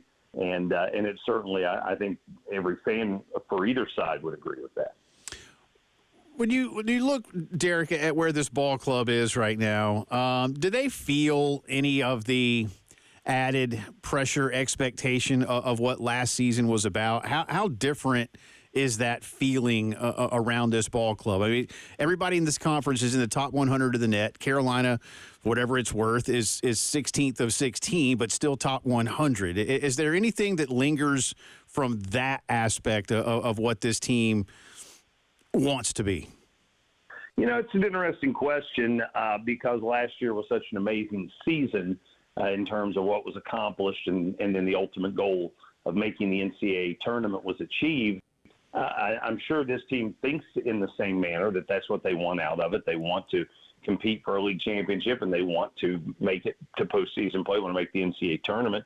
But I really don't think there's any feeling that we've got to match what was done. We need to live up to that. It's much more about for our own personal goals to be achieved. Those goals aren't any different. I don't know that last year feeds into this year. Sometimes I think it's the opposite. I think it's if you come up short and you feel like we've got to do it because it didn't happen last year. And I think of that Final Four team for South Carolina in that regard. They had something else to prove. Clemson last year, I'm sure, felt that way after being snubbed the previous year, and they go to the Elite Eight. I think it probably happens more then than it does the opposite way after you've achieved it. I don't know that you want it any less, but I don't know that it necessarily motivates you any more because you did achieve that and you're trying to match it. But I don't think it's necessarily a matter of matching what was done the previous year as much as it is knowing that that's still exactly where you want to end up. Coming back around to my question about the rotation, who amongst that group of 8 guys, who aren't we talking about enough right now in terms of contributors? Well, I really feel like Jamari Thomas has begun to show signs of being the guy who will set the tone a lot for this team because he's got the ball in his hands so much. And his production has gone up of late, and I mean that not just in terms of stats, but in the way he has handled, the situations on the court at both ends. I think his defense has gotten better on the ball, and he'll have a big role to play this week, tomorrow, in terms of dealing with Clemson's lead guard. Because, Chase Hunter is his 6th season at Clemson. It's crazy to say. And he's the tone setter for them. So I think Jamari's a guy who, in spite of, being noticed, I don't know that people are talking about him probably enough as far as what he's done for this team of late. And then the other side of that is, and I think we're all still waiting for Miles Stute to find that stroke again. It's really been a head scratcher to see a guy who's, produced at a level that he has in the SEC, both last year and certainly more consistently at Vanderbilt, to just not seem to be able to get in the rhythm, to get in the flow of things much at all this year. And we all know he's capable of a lot better than 5 points a game and capable of shooting it better than 29% from 3. And when you win big games, when you win against, quad one type opportunities like this represents, you're going to need guys like him to contribute. So that's the two names that come to mind to me for different reasons. Lastly, Judge Casey Manning, on a scale of 1 to 10 as a gift giver, rates a blank. I'd put him at a solid 8. Okay. Because you don't know what direction he's going in. There's times I'm not sure he knows what direction he's going in as far as choices for gifts. He's come up with some unique things over time. So there is that. And then, of course, with Casey, there's the gifts that are not even just Christmas related. Everybody gets a coin. Everybody gets the dollar, the special dollar. Ryan Clary showed up to do the game for Upstate Saturday and declared to me that he's gotten 3 of them now. And, wow. And none of them mean any less than any of the others. So people are usually pretty excited to see Casey and collect their payout. Good stuff as always, sir. We appreciate you. Best to the Judge. Merry Christmas. 6:30 tomorrow, 7 o'clock tip. Carolina Clemson at CLA. Thanks, man. All right. Take care, guys. That's Derek Scott.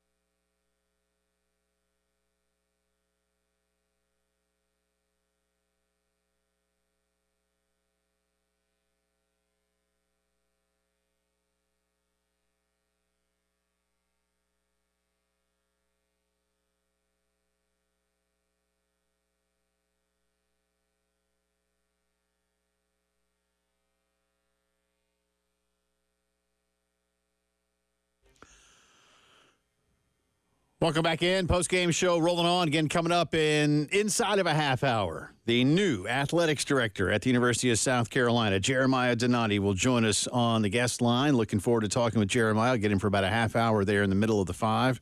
A lot of things around not just Carolina athletics, but college athletics in general. And what does he want to hit first when he officially starts here in Columbia in a couple of weeks? That's coming up in just a little bit. In the meantime, let's get back on the phones. Tommy is up next on the post-game show. Hey, man.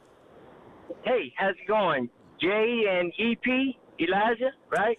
Yeah. Well, Elijah's actually off today. Terry is here for you, but we'll. Okay. If Terry could get his hair twice as long and grow a beard, he'd look just like Elijah. I can't have any hair at all. Be nice. That's good. Listen, I want to speak on the carnage that's laid waste to coming up with the NIL and the portal and all this stuff.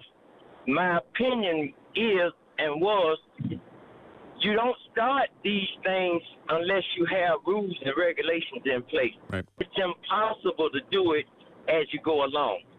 I have no idea of how long it's going to take to straighten this stuff out. I just wanted to lay that out. It's been a worry of mine. I'm a Carolina follower, been here all my life, over 50 years of watching and keeping up with Carolina sports. I wanted your idea about how did they start this thing that's a carnage of the NIL and the transfer portal without any rules. Yeah, no, Tommy, it's a great question, man, and thank you for the phone call. Listen, I mentioned this a little bit earlier, but I've been saying it for a bunch of months, maybe years now. For so long, they were breaking the law, and no one challenged them. Finally, 20 years ago-ish, Ed O'Bannon challenged them. And then some other kids began to challenge him. And all these things went through the American legal system. And guess what? Every single time, there may be an exception on something very, very minor, but with but with anything major, the NCAA lost every court case. And the one that really, I think, more than any other illustrated it was, one of the cases went to the United States Supreme Court, and they lost 9-0. And you had one of the justices so upset, angry, disappointed in the NCAA that even though it was a 9-0, and so there was no majority opinion to write, it was just an opinion, he wrote a secondary opinion that was so scathing to say if you were any other type of business in this country, your leadership would be in jail. And he was serious because he's right.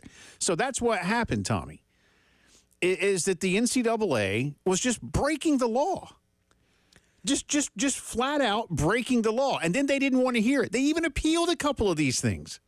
And guess what? They lost the appeal because there was no legal ground to stand on. So now, you mentioned carnage. That's a good way to put it. Now we have nothing because they didn't have a plan B, Tommy. They didn't have a plan B. And so now it's like, well, we got to figure something out. You're right. They could have 20 years ago. The writing was on the wall. They could have slowly but surely and in increments began to build toward what we're looking at now. But they didn't. They didn't. They were certain that they were going to be successful. And not only were they wrong, they were horribly, horribly, horribly wrong. Think about this for a minute. The Supreme Court can't agree on the coffee to make in the morning. Right. They agree on nothing, 9-0. You know what they agree on? This. Yeah. Yeah.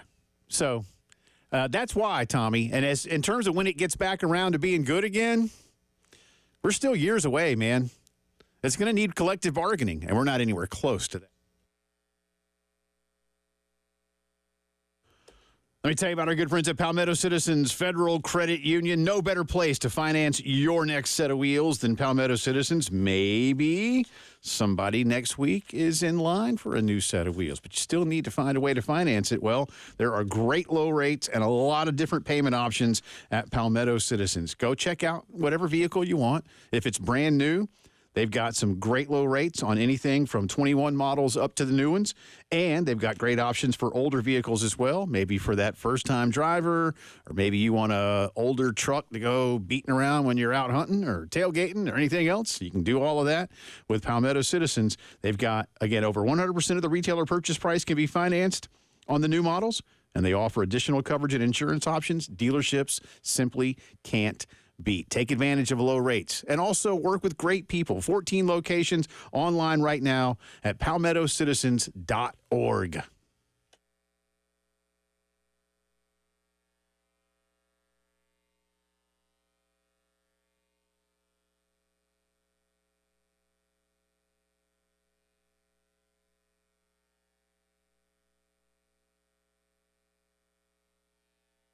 And one more while I'm here. Hey, why not? It's a live read Monday. The Joint Chiropractic Center's ready to help you out when you're not feeling, like you want to.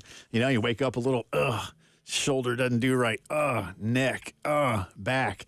Time for an adjustment. You say you've never been? Hey, $29, initial consultation, exam, and adjustment. No appointment ever necessary at the Joint Chiropractic Centers. You can be in and out quickly. You don't have to miss your lunchtime. You won't miss any time at work. Monday through Friday, 10 to 7. Saturdays, 10 to 4. The Joint is FSA and HSA approved. And local owners, Janet and Bob Keene, just want you to feel better, right? That's what it's all about. Their goal is to improve your overall health.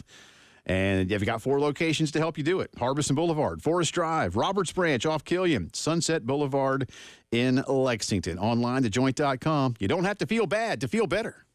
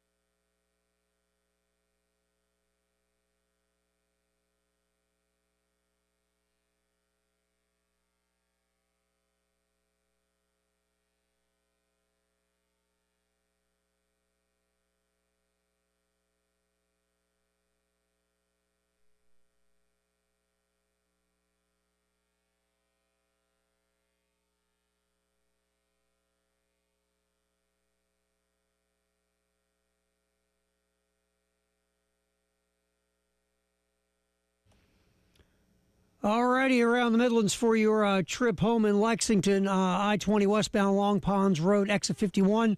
Accident has been reported.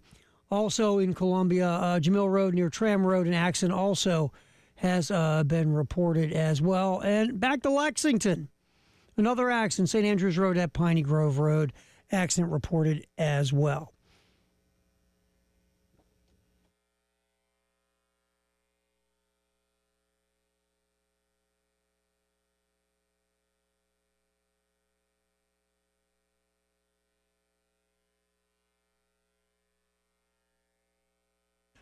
It is 5 o'clock news time on this Monday. Welcome back into the postgame show. Final hour underway from the Herndon Chevy Studios. Jay Phillips, Terry Ford in for Elijah Campbell today. And I do want to remind you before we get into the news that coming up in about 15 minutes, the new athletics director at the University of South Carolina, Jeremiah Donati, will join us live.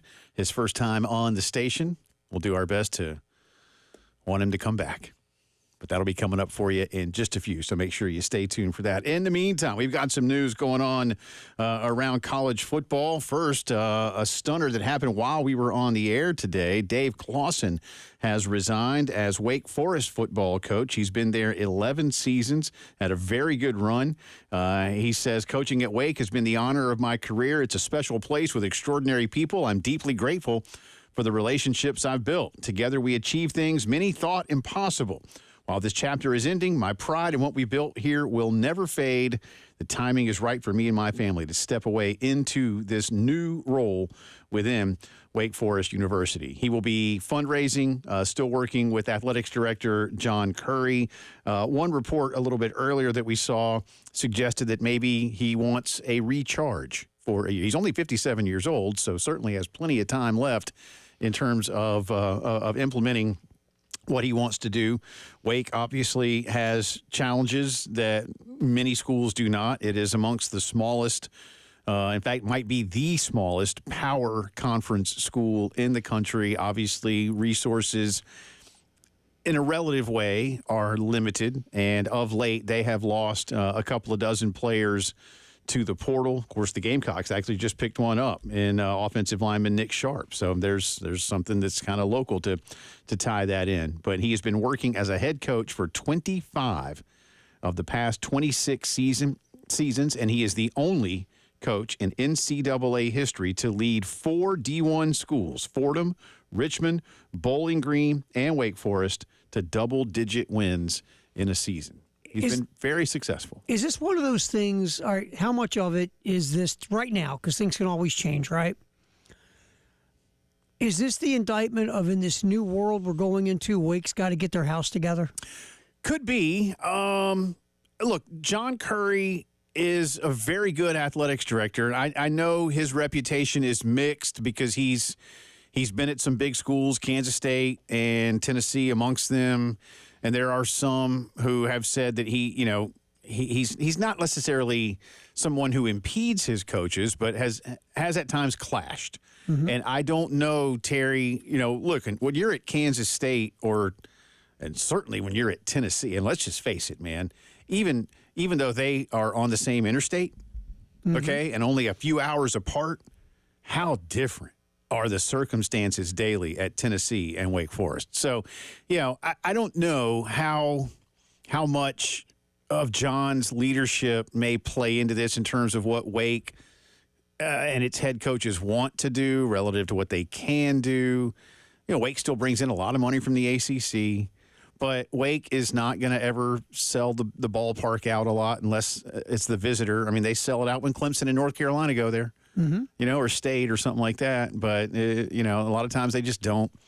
And there are inherent challenges. Even in their city, the people there love them. But let's face it, most of the people in Winston-Salem are either Chapel Hill or State fans.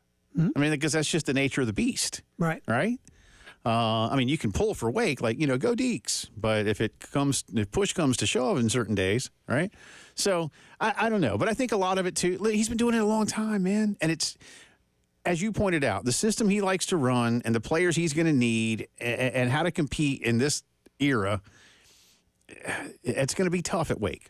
It's mm-hmm. just going to be, and as you mentioned to me earlier too, for having a double-digit win season just a couple of years ago, they've had 4 wins in each of the last 2 years, and more has been expected of them. And while Wake Forest will never be confused with Clemson or Florida State in their conference in terms of annual expectation, when you're going to bowl games every year for 7, 8, 9 years straight, and then you're not, mm-hmm. And then you do it again, or and if you will, don't do it again. It starts to be like, all right, what's up? Because and again, just from the 30,000-foot view we have, you figure the elephant in the room is what's up, right? Yeah. You're losing players to NIL money and other programs, the players you typically would get, or these are the type of players you need to run your systems.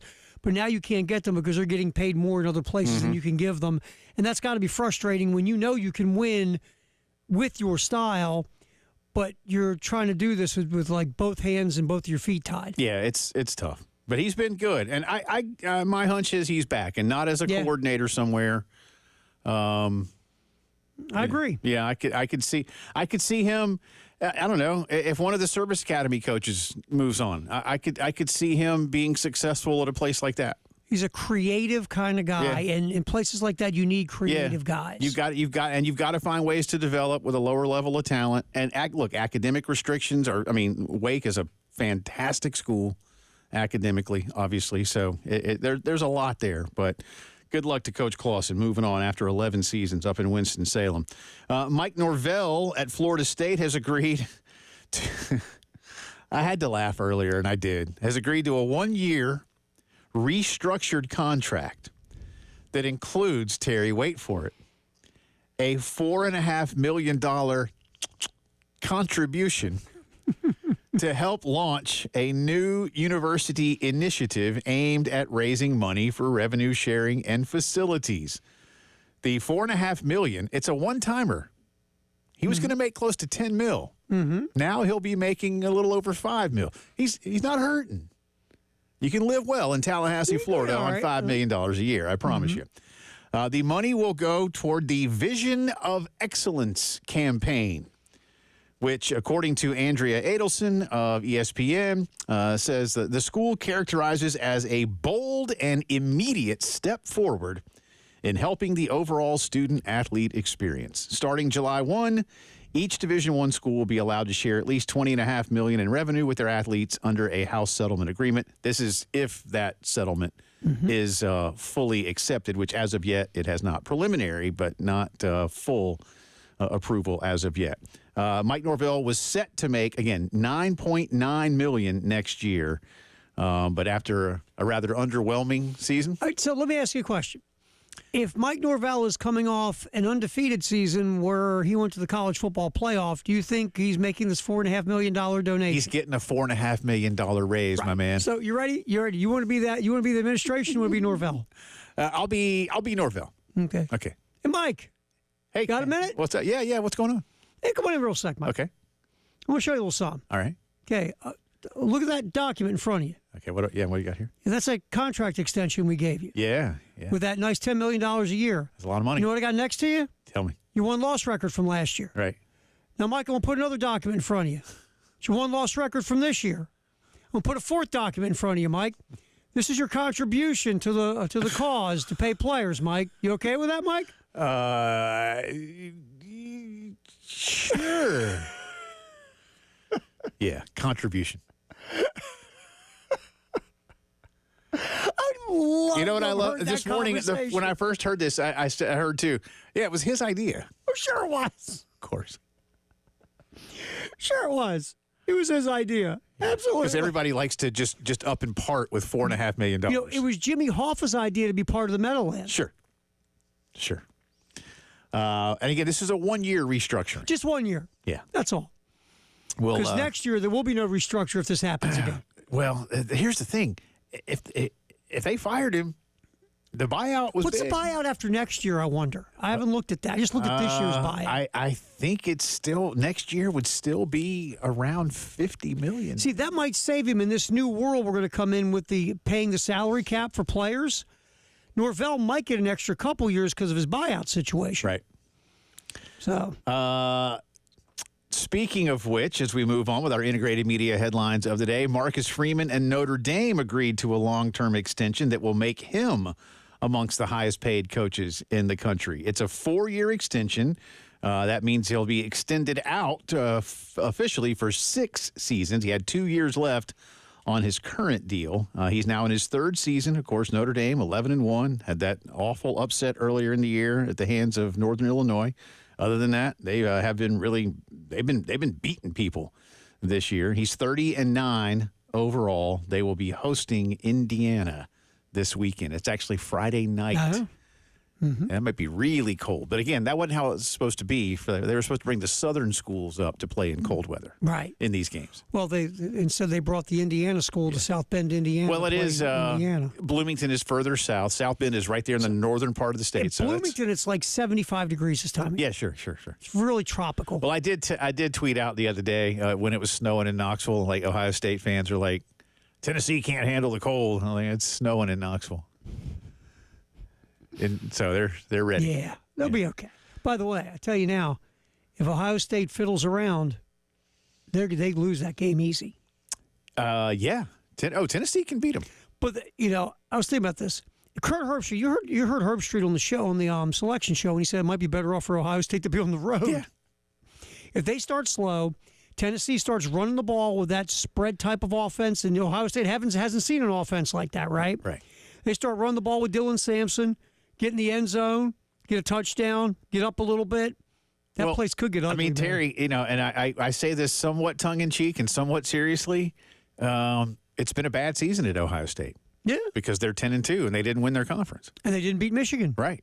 It's been a failure. It's been a bad year. And how much money did they spend on that roster? I have no idea, but a lot. All of it. So, so I'm serious. I mean, like 10-2, losing to Michigan is a bad. And not winning the conference.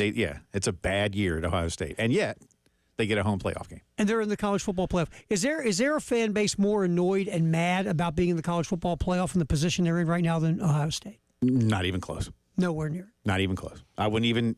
No. So I'm saying, coming off of that.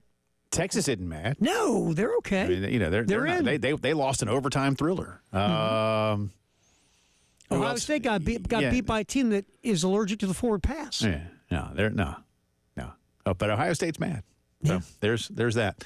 And finally, in our integrated media headlines of the day, we switch over to golf. This is interesting. For the first time ever, United States Ryder Cup participants will be paid $500,000. It'll be $200,000 as a stipend and $300,000 that each player will designate to the charity of his choice. PGA met in person last week to approve this. They say we added the $200,000 stipend out of respect for the players so the players could have a say in where the money goes. It's recognition for all that players have done for the Ryder Cup over the years. Man, if I'm a former Ryder Cupper, am I a little disappointed in that? We'll see. That's our integrated media headlines of the day. 803-948-8327. Integrated media. Jeremiah Donati, the new AD at Carolina, joining us when the postgame show returns.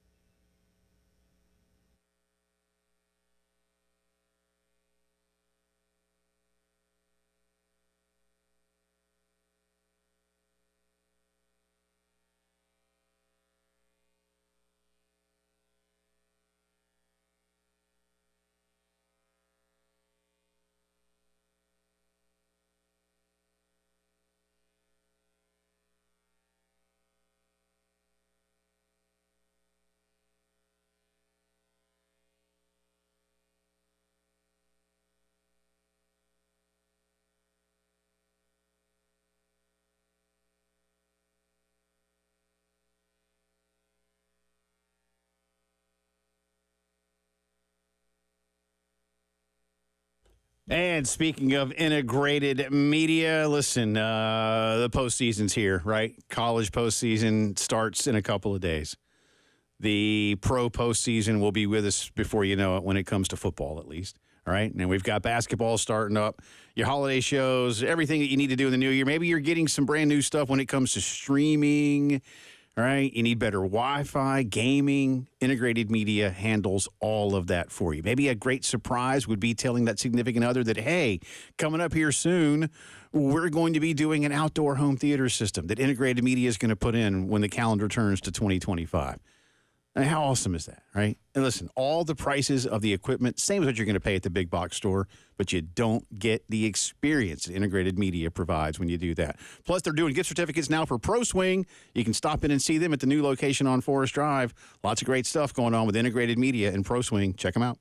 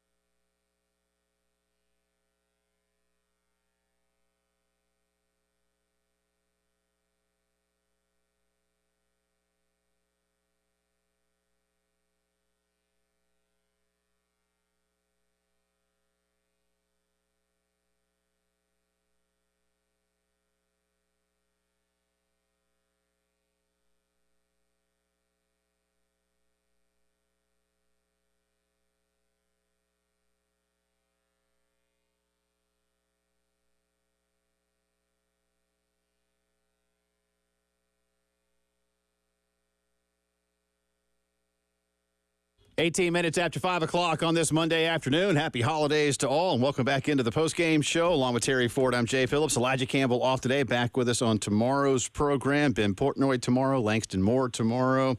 Speaking of Langston Moore, who lives in the Dallas Metroplex, our next guest is about to move from the DFW into the Columbia, South Carolina Metroplex, which is almost the same size. Well, not really, but I tried. He is Jeremiah Donati, and he is the new athletics director at the University of South Carolina. We appreciate your time, sir. Welcome to the station for the first time. How are you?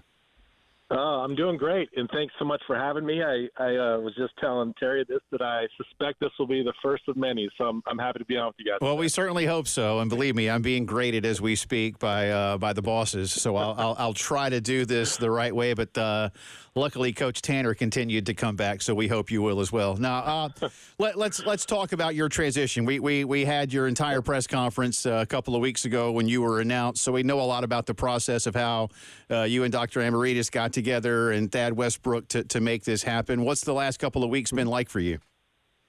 Well, it's kind of funny. It's like I have two jobs, but I don't have a job because, I'm wrapping up some stuff here at TCU. And, of course, I'm getting a head start on everything that's coming at USC here in a few weeks. But technically, I don't have an employer. So it's a kind of awkward for the first time in 13 years. I'm unemployed, but trying to make the most of it, check off a number of to-do things here as I transition out of Fort Worth. How cool was it to have the Jeremiah Donati Classic the other day when Dawn Staley's team came to town? I don't know if "cool" is the right word. It was strange, and I was not in the building. I was observing from a distance, and boy. They sure looked good that night at Dickies Arena. But no, it was fun. I got a chance to meet Dawn briefly before the Duke game, and obviously very impressed. And she's really got the team rolling. So can't wait to get there and see it all in person. I'm going to ask you kind of a long question, but you'll be able to see where I'm taking you and answer accordingly. You've been at Texas Christian a long time, more than 7 years as AD and on staff for 6 years prior. And while you're in a big city, there's a lot that goes on in Dallas. Obviously, the Cowboys, the Longhorns, the Sooners, even fans of A&M and Texas Tech that all live in the Metroplex. I don't want to say that you guys ever struggle for attention. You played for a national championship in football a couple of years ago, and the TCU brand is very strong across the country, but you do sometimes fight with others. Here in Columbia, Jeremiah, you'll be the top dog. There's no question about that, but South Carolina sometimes has to fight for a lot of attention in the Southeastern Conference. How do you bring that kind of TCU approach to what you did into a place like South Carolina? What do you compare and contrast with?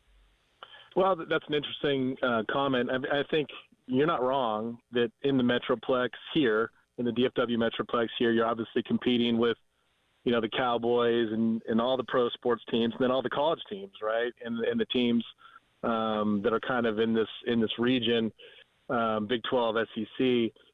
So that won't be new.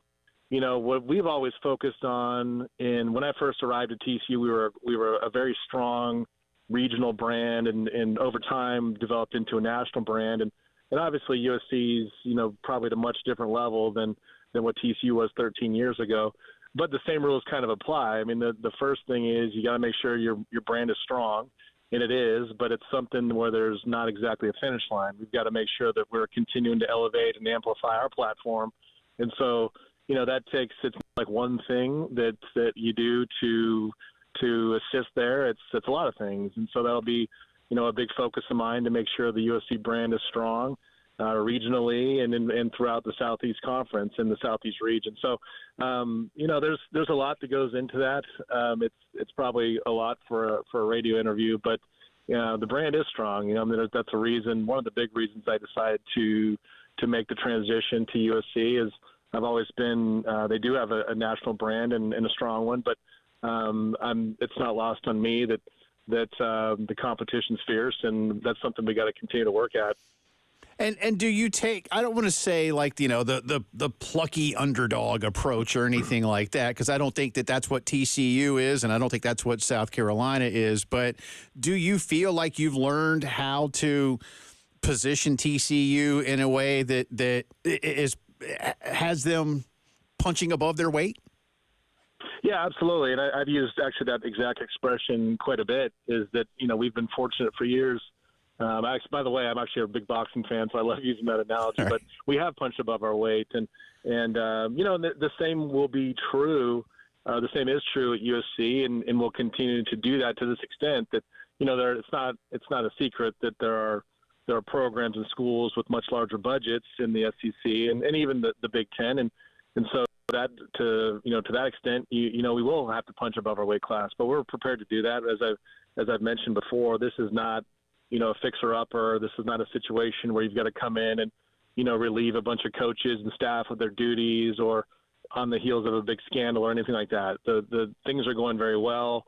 I think we're really excited about the trajectory of most of our programs. And so, the question is going to be is how do we continue to do that, but fly even higher and find ways to get better. So, I never liked the word underdog. In fact, when I was at TCU, I tried to get us off that. I never wanted to be the little engine that could or the underdog. I feel like, we were a big enough national brand that we had to move past the mentality. So, we'll be making sure that we're not carrying that with us at USC. Yeah, as I mentioned, you guys played for a national college football championship just a couple of years ago. I know the game itself didn't go well, but the fact that TCU won a playoff game and was in a position to play for a national championship speaks volumes about what was going on. You just mentioned we don't have a lot of time in a radio interview, but in a nutshell version, what was that like? Where did you really feel, Jeremiah, that was building towards something that was beyond just the dream, that like, hey, Sonny's got a team that's actually really darn good? Yeah, well, it's funny. It was like a 40-year overnight success story. And it didn't happen. It was as much credit as Coach Dykes deserves, and he deserves a ton, considering we were 5-7 and made a coaching change the year before. These investments had started back in the mid-'90s, and then Coach Patterson came along and did an unbelievable job, kind of resurrecting the football program after we were left for dead, essentially, when the Southwest Conference broke up. And so he did an unbelievable job for 20 years.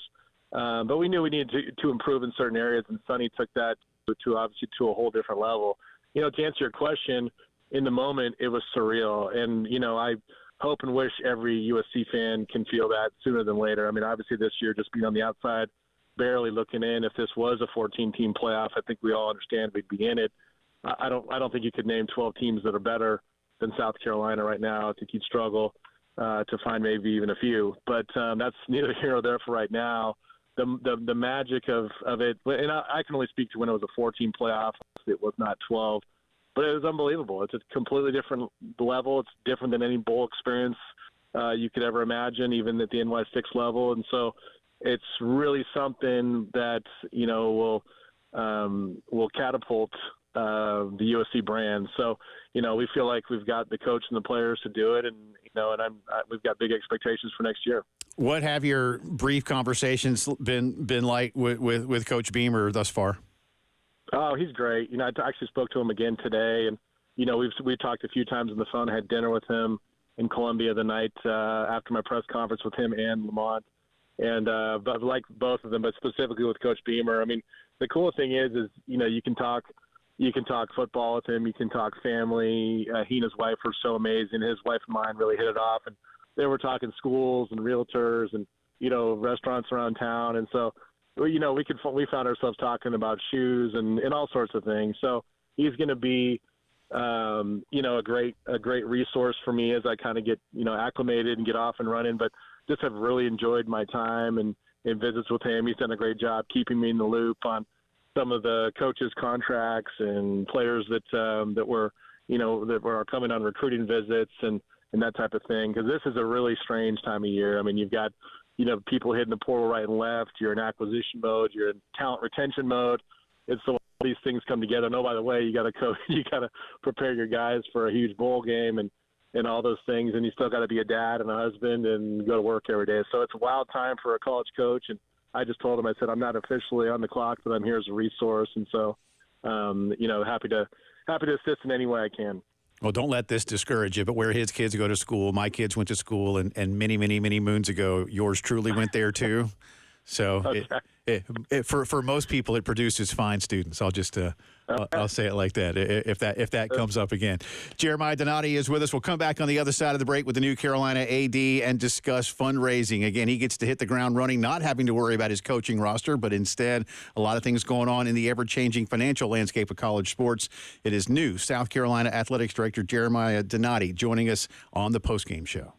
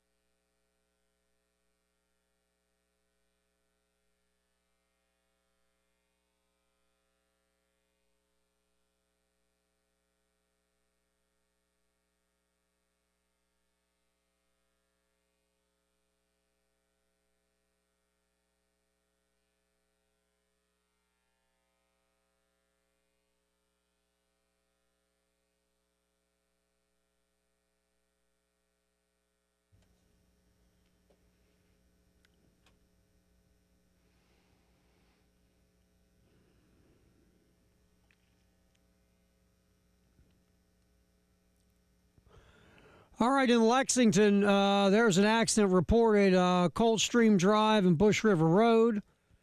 Also, a little while ago, accident in Columbia, Fish Hatchery Road and Busby Road.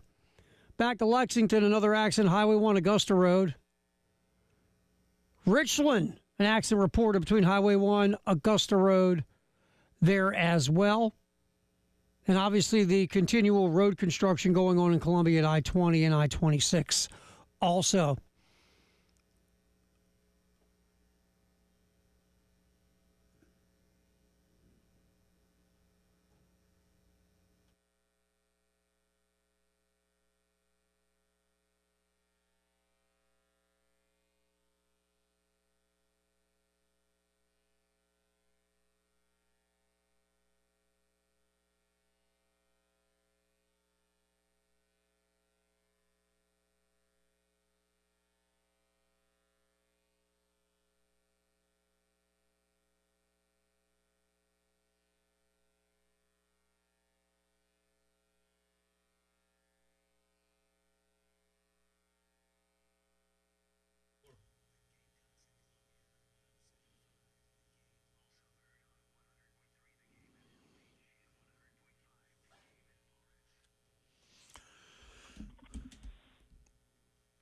And instead of the official drive around the SEC, we're going to continue discussing what's going on around Carolina athletics with the new AD at USC. He is Jeremiah Donati joining us on the guest line now. Always appreciate his time. And again, we hope to do this again a lot in the future once he officially starts work in Columbia here in a couple of weeks.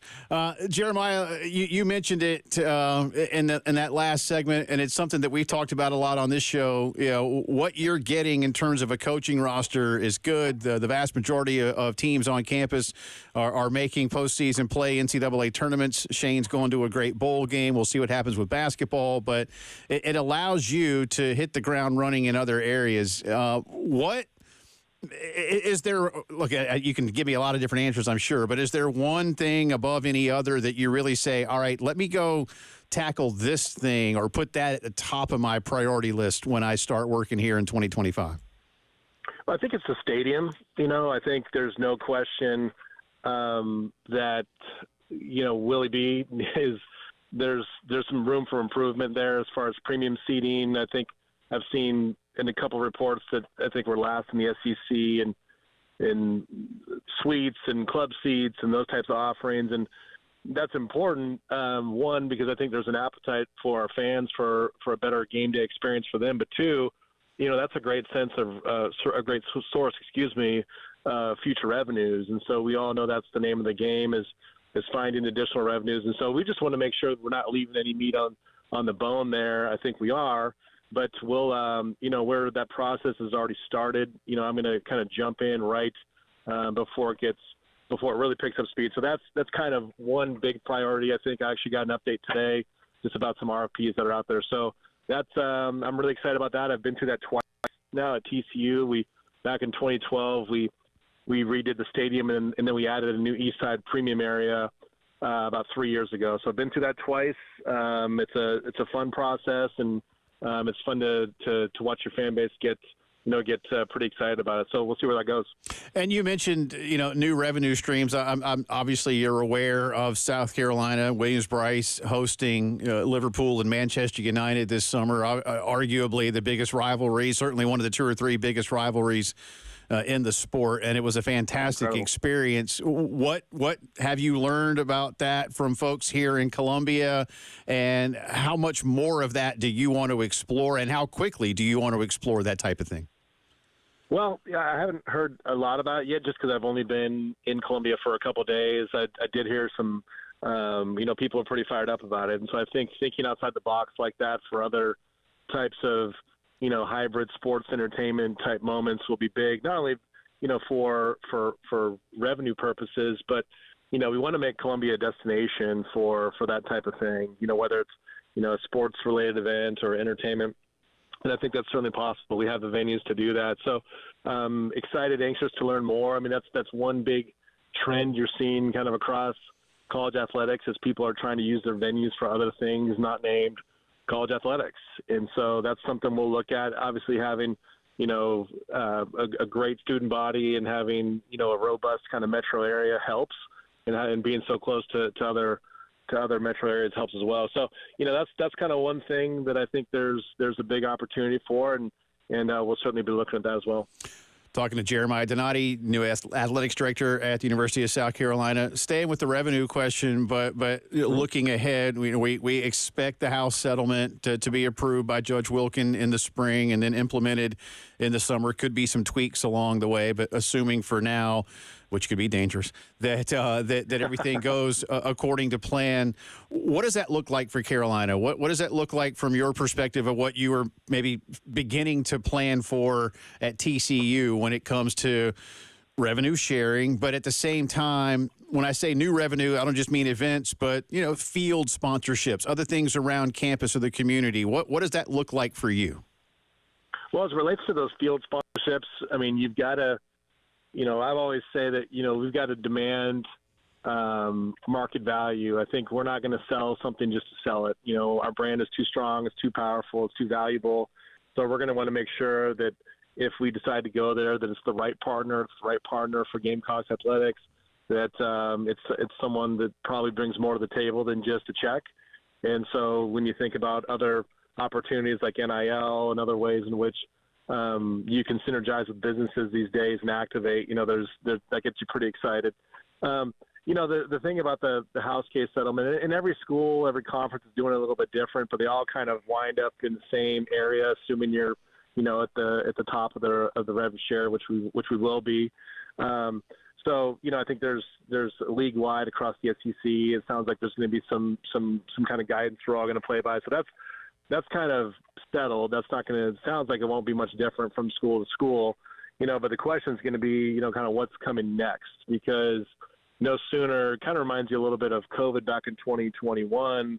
2020, we kind of thought, we were, that once COVID was over, so to speak, or at least that part of the stay-at-home part of the pandemic, that, life was going to be, back to normal and great. Well, we traded those set of issues for NIL. I mean, literally, people were coming back to work as that legislation was passed, and we know that's been every bit of a handful that we thought it would be. And so, we could anticipate more changes coming, whether it's in the employment area. We still don't know. I mean, we've got this great on paper. It looks great, assuming the house case is settlement.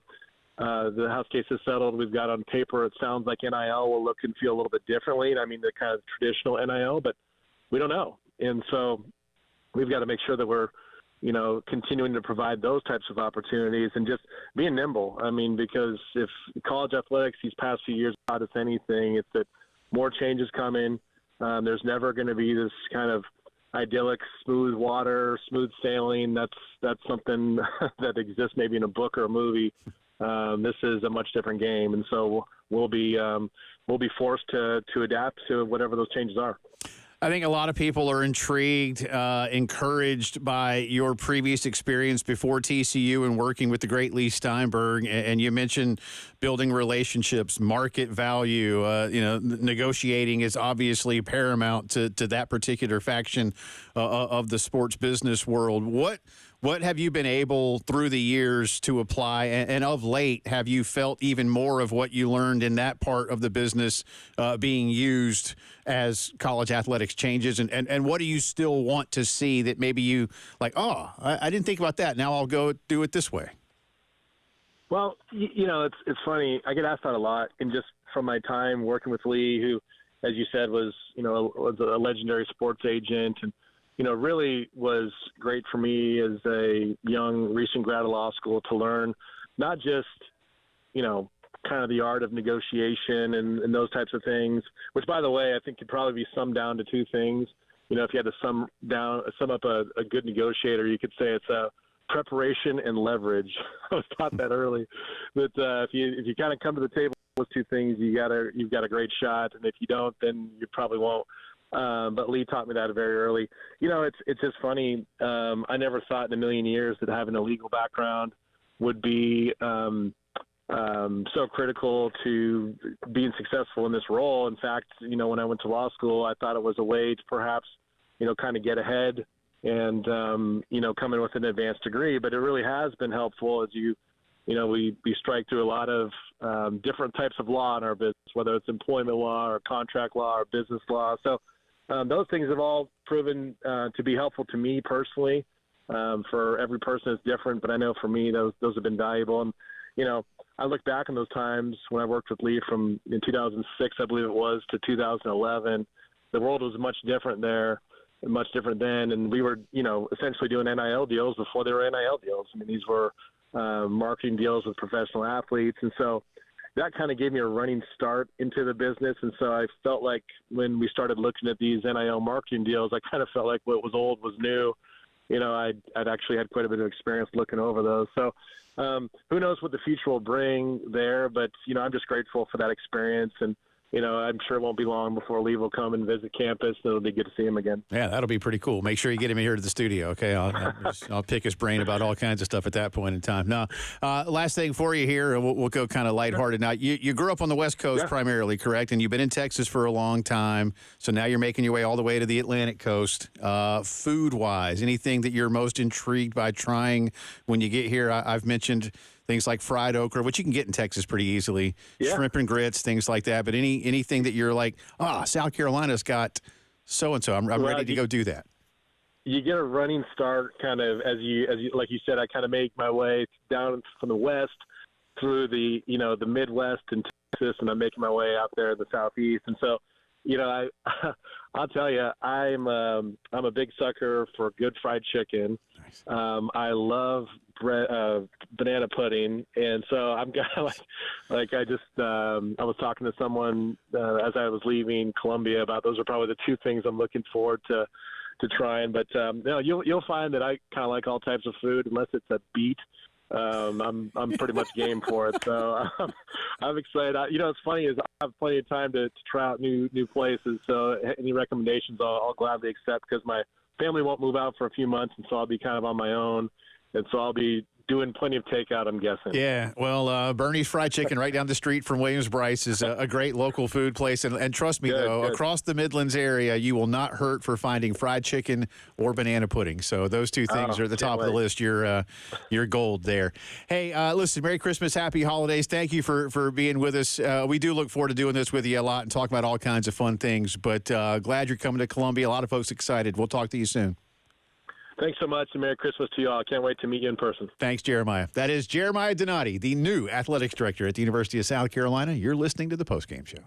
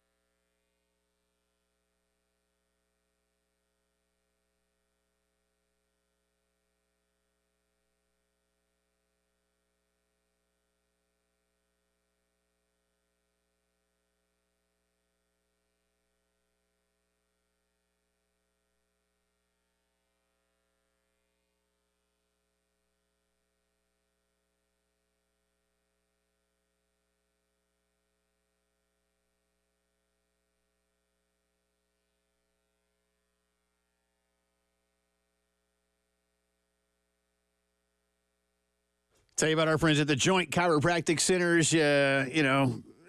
Holiday stresses, right? And wrapping all those presents, getting to your shoulders and back. If you're like me anyway, getting a little bit older, right? No, in all seriousness, listen, this time of year does provide a little bit more stress, right? And now's a great time to get into the Joint Chiropractic Centers and just feel better. Waking up in the morning, a little neck pain, shoulder, back, any kind of joint pain, they're ready to help you out. If you've never been, got some questions, your initial visit with a consultation, exam, and chiropractic adjustment is just $29. And you'll get all those questions answered. And you'll start to feel better.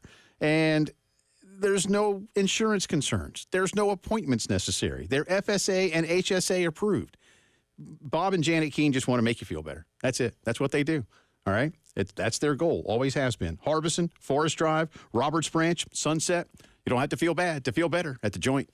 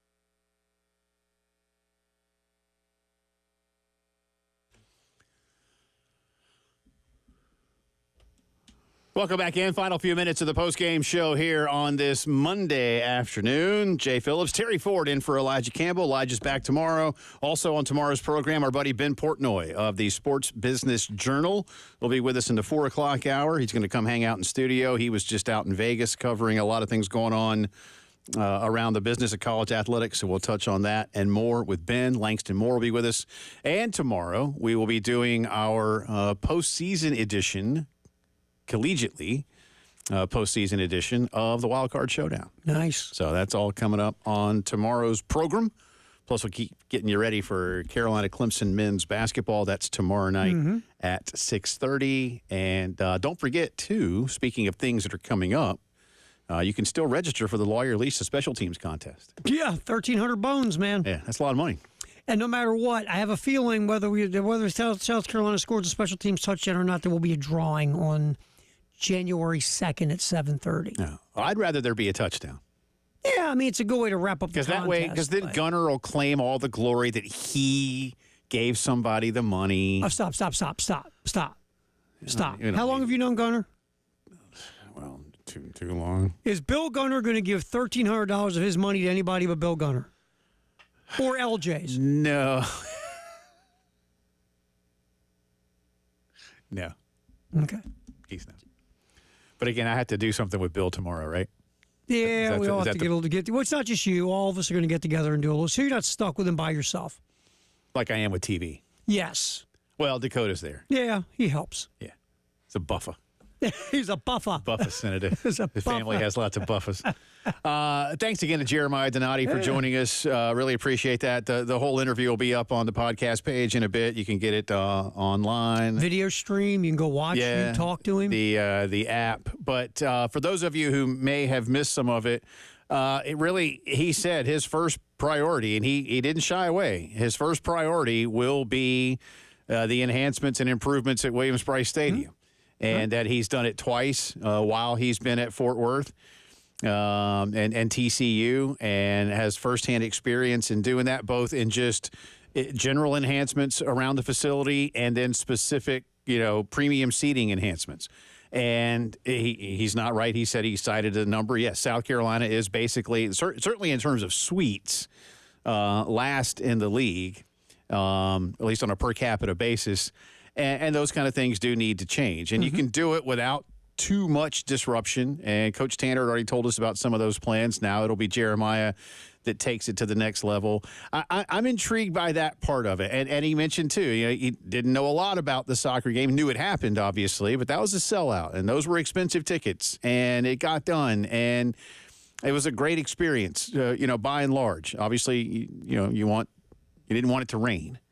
Or a few traffic things. But I thought it was great when to hear him say, we know we've got a destination, and we know we're close enough to other destination areas that we can still pull from there. Because quite honestly, Terry, without going too far down the rabbit hole, and you and I have had these discussions in the 3 years now that you've been in Columbia, but, this university missed a golden opportunity 30 years ago when it could have hosted an NFL season. And the athletics director at the time, may he rest in peace, chose not to, but actually did so quite negatively. And I'm not saying it necessarily set Carolina and or Columbia back, but it was gifted. Help. It was gifted to you. It didn't help. And you didn't take the gift. And now, Charlotte has a stadium, and Atlanta has, Atlanta's Atlanta, but you've got opportunity again, and you've proven on a global stage that you can go get it done. And I'm hopeful. I'm glad that Chance and Ray were able to get that done, and I'm hopeful that Jeremiah and his team will be able to do more of that, because you've got a good place over there. It's two things. You've got to find different streams of revenue now because of what's going to happen coming up in a few years with paying athletes. So I think you have the right guy in place with the right vision for it, who's been there, done that in a lot of ways. And two, he likes banana pudding. My kind of guy. He won't hurt for banana pudding in this town. He'll find plenty of banana pudding, trust me. And there's a lot of great fried chicken here, too. But ultimately, like South Carolina barbecue as opposed to what Texas barbecue is, which is very different. Although I'm telling you, we had some good Texas barbecue, didn't we? Oh, I've never loved Langston Moore so much. Yeah. We'll talk about that tomorrow. You can come down and hang out and thank him again. Yeah, I'll thank him again. Can he send us some? Box it up? Probably. We have to bring that up tomorrow. It's Texas, man. They can do whatever you want in Texas. Good point. Yeah. Thanks again to Jeremiah Donati, Derek Scott for joining us today, our good friend David Cloninger, and thank you, Terry Ford. We'll do it all again tomorrow at 3. See ya.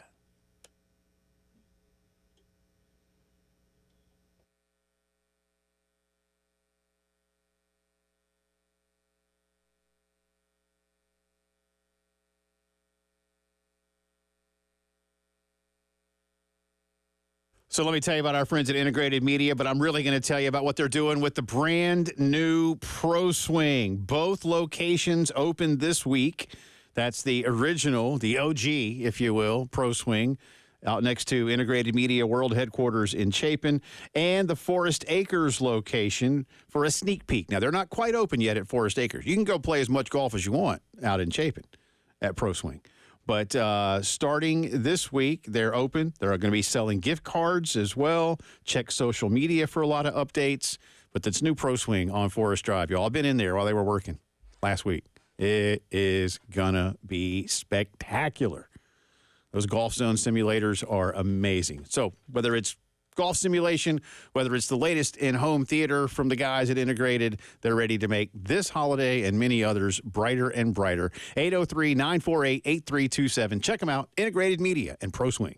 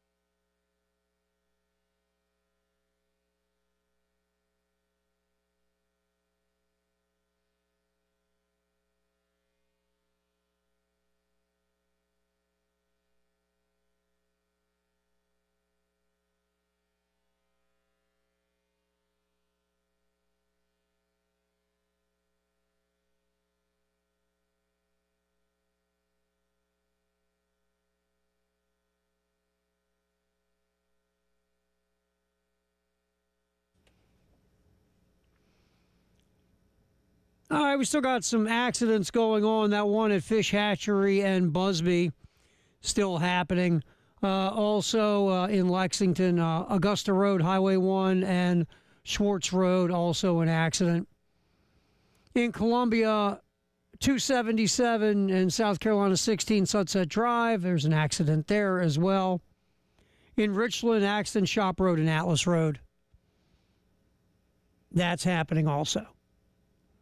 All right, coming up, the best of the game and also Monday Night Football later on this evening here on 107.5 The Game in Columbia.